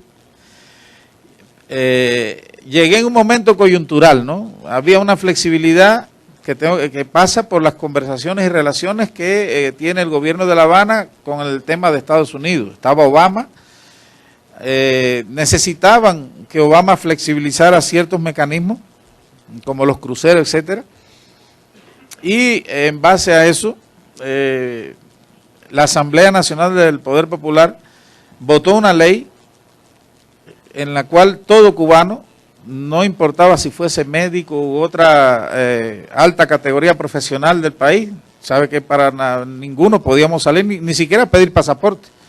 Pero en ese entonces la indicación fue esa y la Asamblea entonces lo votó, como ellos suelen hacerlo, de manera unánime, ya, una ley, todos pueden salir, todos pueden solicitar pasaporte. Y llegué en ese momento yo. Claro, había un éxodo que ir al consulado ecuatoriano en La Habana para legalizar documentos, aquello era un mar de pueblo, todos con títulos allí, eso era increíble, increíble. Logré hacerlo sin decir nada, por supuesto, porque yo tenía que presentarme a trabajar y haciendo algunos trámites paralelos, como es el descongelamiento de la famosa divisa que nos tienen de la cuenta congelada, en este caso al término de la segunda misión que en este Argelia, y tuve que ir varias veces a La Habana, donde mi familia, mi hermana, que estaba recién operada de una cirugía craneal con una secuela, y mi mamá, era casi la coartada perfecta para yo ausentarme de mi provincia y enlentecer, presentarme a trabajar, ¿me entiendes? Entonces, en ese entonces, y una vez que legalicé mis títulos, nada, sin decir prácticamente nada, como no tenía que hacerlo, ¿no? Saqué un boleto por una de las agencias y me fui al Ecuador así como en plan de que Dios me ayude y vamos a ver qué encontramos allá, ¿me entiendes? Y nada, tuve la posibilidad de homologar mis títulos y de ahí entonces cedular, ya convertirme en un ente propio, salir del anonimato y de la indocumentación y aspirar como un ser humano a un trabajo digno en ese país. Por eso logré salir solo. Volvió a quedarse mi esposa, volvió a quedarse mis hijitas, pero por el tiempo solo necesario para entonces una vez con ese estatus ya poder rápidamente solicitar y organizar la visa de amparo familiar, como procedí y también la saqué a toda de Cuba. Gracias.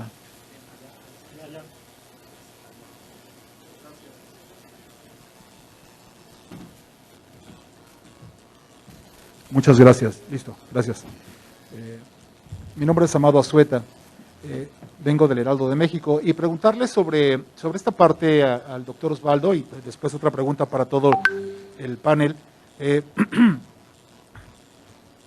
Cuando usted ya regresa aquí a México, bueno, está aquí en México radicando, viene de Ecuador, ¿no ha sentido presiones por parte del gobierno cubano a pesar de esta visa que le dice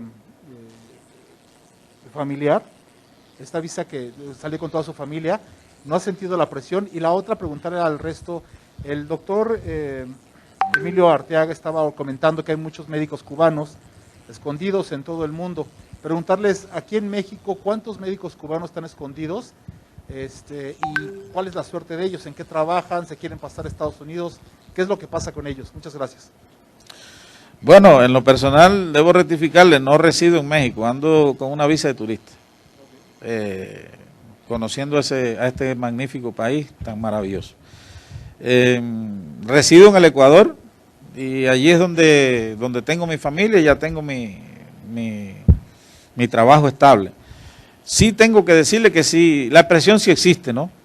Ecuador, ustedes saben por los periodos políticos que ha sucedido, llegué yo casi al final de la presidencia de Correa en este caso, que por Asamblea Nacional y por el voto de la Asamblea Nacional existía un acuerdo de libre movilidad y por eso yo me pude insertar rápido con esos títulos, médico general, especialista, etcétera. Los demás títulos, el de mi esposa como licenciada en enfermería y una maestría mía, venían después porque realmente no pude legalizarlos todos al mismo tiempo como hubiese querido, ni pude tampoco sacarlos todos. Todo fue con mucha premura, si no, no te escapas, ¿no? Ya una vez que regresé, que me inserté en el país del Ecuador en el 5 de agosto del 2015, posteriormente a los 2 o 3 meses, concretamente el 6 de diciembre, ya el ministro promulga la resolución 306, así mismo, en la cual ya frenaba el éxodo y él autoritariamente se anteponía a una ley aprobada en la Asamblea Nacional Cubana con una resolución ministerial que prohibía la salida libre de los profesionales médicos en este caso. Es decir, una resolución obstaculizaba al cumplimiento de una ley. Eso evidentemente habla de un estado de no derechos, ¿me entiendes? Pero ya yo tenía esos legalizados. Los demás títulos cuando llegan no fueron reconocidos en el caso del Ecuador. Le rechazaron el de mi esposa y me rechazaron una maestría a mí. Claro, la maestría en ese caso no me impedía trabajar ya como especialista tratante, ¿entiendes?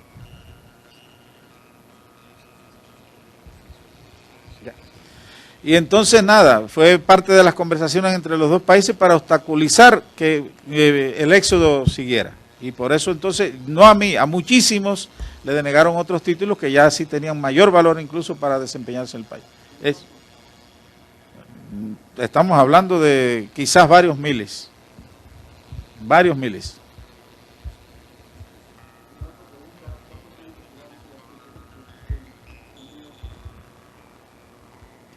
Bueno, en México sabemos que se fueron decenas de la misión, se lograron escapar decenas que han sufrido la ley de los 8 años, algunos están ya en Estados Unidos y algunos siguen en México, pero los que están en México nos han dicho que no se atreven a salir, no se atreven a hablar porque viven dos problemas. Una es la persecución de Cuba y otra es la situación de inseguridad en el propio país. Entonces están muertos de miedo. Por eso hemos tenido que traer un médico desde fuera, porque los que estaban aquí no querían hablar. ¿Cuántos médicos cubanos hay en México ahora mismo? Pues mira, de la brigada aquella queda prácticamente alguna decena. Quizá podamos cifrarlo en 10, 15 personas, pero porque la mayoría cogieron, digamos, destino a Estados Unidos. Y luego hay otros cientos que transitan por México porque van buscando pasar a la frontera de Estados Unidos. Entonces, esos tampoco quieren hablar, porque están en un proceso. Primero están aplicados de la ley de los 8 años y segundo están en un proceso migratorio de una gran inseguridad y están tratando de transitar. Ahí podemos cifrarlos yo diría que serían cientos los médicos que están transitando por México en estos momentos para ir a los Estados Unidos.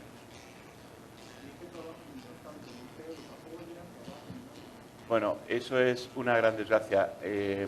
Para ciertas partes del activismo hay fondos, para ciertas partes de la defensa de los derechos humanos hay fondos, pero para la inmigración y todas estas tragedias que están viviendo los médicos cubanos y los cubanos en general, la verdad es que no está habiendo casi ningún apoyo y ellos se basan en el apoyo de amigos que viven ya en el mundo libre y ganan en dólares y entonces les pueden ayudar, amigos de dentro de Cuba, endeudarse hasta las cejas y pasarlo muy mal porque pasan a manos de las mafias. Muchos provienen del sur de Latinoamérica, de Sudamérica y pasan la selva del Darién. O sea, es una tragedia grande y realmente se la tienen que solucionar sola.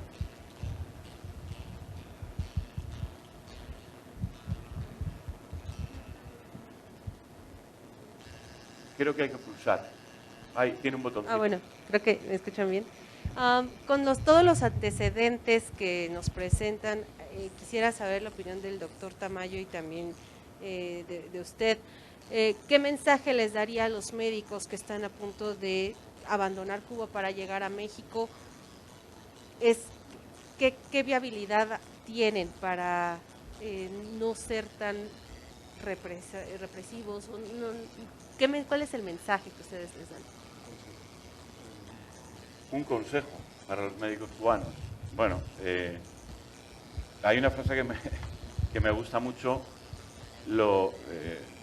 Vamos a ver, yo a los médicos cubanos que desertan, les comprendo cuando están aterrorizados, porque la familia es lo primero.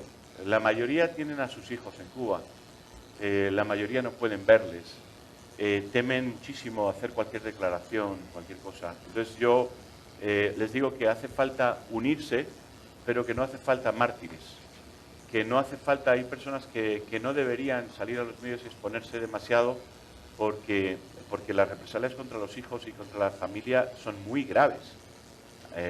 Les impiden pasar a la universidad, les echan de los trabajos a los cónyuges y a los familiares. Entonces, les suelo recomendar que mantengan un perfil bajo mientras tengan el apalancamiento familiar en Cuba, pero que contribuyan a la causa de los derechos humanos sumándose a las denuncias anónimas, porque nosotros tomamos los datos y luego no damos los datos personales de los médicos que no quieren ser públicos, y a eso sí que hay que unirse. O sea, si a eso no nos unimos, si el anonimato es completo y tu historia no la conoce nadie, ni siquiera es reportada en denuncia, ahí ganan los malos.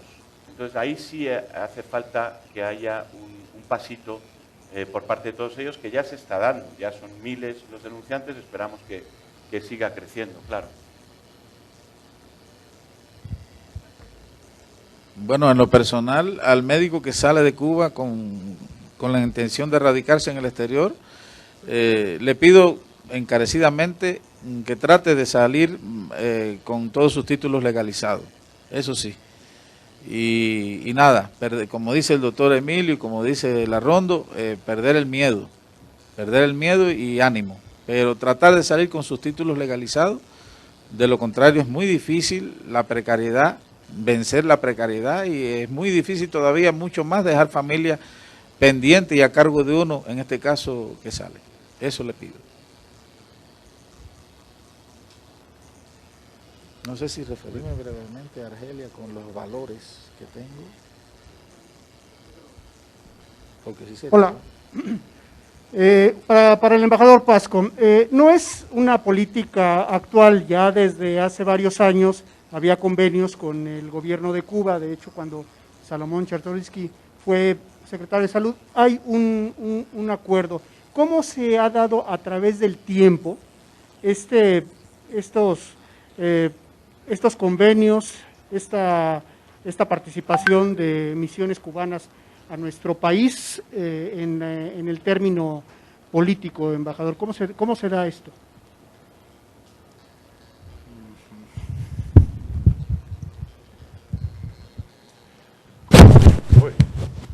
A ver, vamos a girar esto para que... muchas gracias. Bueno, en primer lugar, la primera historia de una brigada médica en México lo empezó Lázaro Cárdenas como como gobernador de Michoacán. Esa fue la primera vez que hubo una brigada de este orden en nuestro país. Y hay que decirlo, ha evolucionado el fenómeno de las brigadas. La mercantilización de las brigadas empezó prácticamente cuando Chávez se convierte en presidente de Venezuela. Es cuando se arma la idea, y es una idea que viene de Corea del Norte. Lo que hacen los cubanos es una copia de lo que ha hecho el gobierno de Corea del Norte durante muchos años, y tiene millones de coreanos en Indonesia, en Malasia, en Vietnam, en múltiples países de Asia. Entonces, la mercantilización de las brigadas, de la manera en que lo estamos viendo ahora, convirtiendo las brigadas de un concepto de solidaridad a un concepto mercantil, es decir, un negocio del gobierno, ya convertidos en esclavos, como se ha dicho aquí, es un fenómeno más reciente, y en eso es donde creo yo, pensando en la pregunta de la compañera de qué hacer, yo creo que la mejor recomendación, por lo menos en el caso nuestro, en el caso de México, es no traer a los médicos, es rechazar este modelo. Y yo creo que el propósito de esta conferencia y de esta información que se les ha dotado hoy es precisamente para decir que no se contraten, que no se caiga en la mercantilización que hace el gobierno cubano con los médicos. Esa es la mejor solución. Y después la recomendación correcta del doctor, si están pensando salir en una brigada, que salgan con la vida arreglada, es decir, la familia en su lugar, es decir, resolviendo lo que se tenga que resolver cada quien. Pero yo creo que ese es el fenómeno principal, y la verdadera mercantilización que ha hecho México es lo empezaron cuando trajeron a la gente durante la crisis de COVID. O sea, esa fue realmente la primera vez en que hay este modelo ya abiertamente visto en nuestro país. Y no hay que repetir la experiencia. Yo creo que ya lo vivimos, ya vimos lo perjudicial que es, no solamente en términos de los propios médicos nuestros, sino en términos de la ética política de México como tal. El hecho de convertir a México en un país promovente de la esclavitud laboral de médicos cubanos va en contra de lo que debiera ser la ética de nuestro país. Entonces, hay que ubicarlo en ese contexto. Es lo que podría comentar sobre la materia. Bueno, muy buenas tardes a todos. Primero que nada, agradecerles a todas las personas que han venido al evento, a todas las personas que están de forma virtual. La verdad que, como comentamos, fue realmente muy duro la realización de este evento, tratar de organizar el evento. Tuvimos muchos problemas a la hora de hacerlo, incluso nos hicieron boicotear el evento, tuvimos que cambiar el lugar a los últimos minutos, últimas horas antes de que comenzara. Fue realmente muy, muy fastidioso, pero esto indica que la verdad que molesta a mucha gente que esto se cuente, que se cuente la realidad, lo que tiene que ver con las misiones médicas cubanas. Sí, estamos escuchando y escuchamos hace poco, y ahora vamos a escuchar a los médicos de casos que son realmente desgarradores, casos de violencia, de torturas, de abusos, de una clara explotación a todos estos médicos que, como bien contamos, son obligados. Nadie puede rechazar estas misiones médicas, todos son obligados, y una vez que están allá deben cumplir a rajatabla los que le dice su superior para no perder ver a sus hijos por esta ley que comentamos, la ley de 8 años. Si una persona se la considera desertor, si se va, si hace algo que incomode, si da una declaración a la prensa, por ejemplo, prensa extranjera, no puede ver a sus hijos por más de 8 años, o más quizás, porque también depende del castigo que se le dé. Bien escuchamos con el Parlamento Europeo, clasificado como esclavitud contemporánea, esclavitud moderna de estas misiones. Clasificado también por las Naciones Unidas, por Human Rights Watch. Son muchas las organizaciones que han clasificado esto como lo que es, una clara trata de personas. Y hemos visto, y ahora lo podemos ver incluso con este propio evento, lo que está pasando en América Latina, donde claramente se encuentran grandes cómplices de estas misiones médicas cubanas, donde hay grandes cómplices que trabajan en conjunto con la dictadura cubana, y no hace falta solamente que sean gobiernos, sino gente de más de abajo. Pero lo peor es cuando estamos hablando de cómplices de gobiernos. Lo que está pasando en México es una clara complicidad con la dictadura. Y hablar de López Obrador en sí, López Obrador, y alguien que, como yo, que trabaja en todo el continente con este tema, no conozco un mandatario democrático, un presidente que haya tenido tanta complicidad con las dictaduras de la región como López Obrador. López Obrador le ha hecho favores a la dictadura cubana, con esto de las misiones médicas, no condenando las protestas históricas del 11 de junio, con la dictadura venezolana, ¿sí? Con la dictadura nicaragüense. Recordemos que fue prácticamente el único país democrático que asistió a la asunción, a ese show electoral que realizó Daniel Ortega en Nicaragua. ¿Sí? Y son muchas, porque la defensa es a diario. Dijo que Fidel Castro era un héroe en conferencia de prensa. Es una locura realmente increíble. Y hoy estamos acá, no solamente para contar todo lo que es la realidad de estas misiones médicas cubanas, que son realmente desgarradoras en términos de derechos humanos, una clarísima explotación a estas personas que no pueden negarse y que encima les separan a sus hijos. Sí, estamos acá para contar eso y para contar lo que vienen siendo todas las graves violaciones de derechos humanos de la dictadura cubana. Sí, la dictadura más brutal de la historia de nuestro continente. Son más de 60 años sin libertad. La lucha de Cuba se ha convertido sin duda no solamente en una lucha de los cubanos o de los venezolanos o nicaragüenses, no. Esto ya es una lucha de todo el continente, es una lucha de toda América Latina, una lucha por la democracia, porque como podemos ver claramente, todo lo que replique de la dictadura de Cuba, la dictadura de Nicaragua, nos termina llegando a nosotros, a nuestros países, que por suerte hoy podemos decir que tenemos una democracia, ¿sí? Pero estos regímenes actúan constantemente y su única misión es debilitar nuestras instituciones, debilitar nuestra democracia. Entonces, por eso que vuelvo a repetir, no es una lucha solamente de los cubanos, de los venezolanos, de los nicaragüenses, esto es una lucha de toda América Latina y por eso es vital cuando vemos muchos extranjeros compartiendo, interesados en este tipo de eventos, en este tipo de temas, que se solidarizan con la gente de estos países, que participan activamente. Sí, es vital.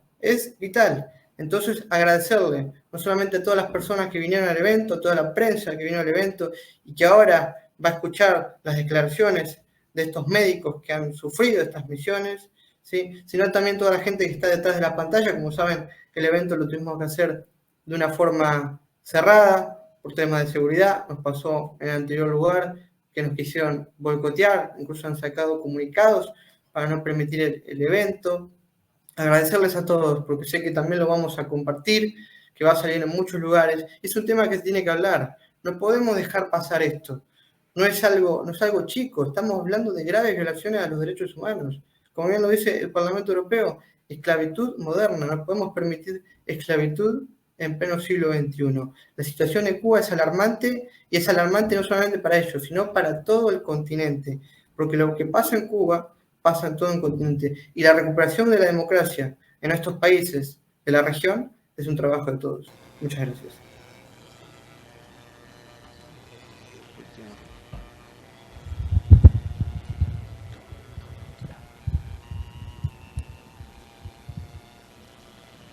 Bien, una pregunta más. Ustedes, en conjunto con todas estas organizaciones que brindan apoyo a los médicos cubanos, ¿han ideado o contemplan un mecanismo para ayudar a aquellos que han desertado a revalidar estudios o a homologar sus títulos, considerando que muchos de ellos salen sin estos documentos? ¿Han pensado que se podría llegar a establecer un mecanismo que los ayudara? Bueno, vamos a ver, precisamente lo que estamos impulsando al involucrar a Naciones Unidas, al Comité de los Derechos del Niño en toda esta situación, a las relatorías, y la última iniciativa que hemos hecho de una petición al conjunto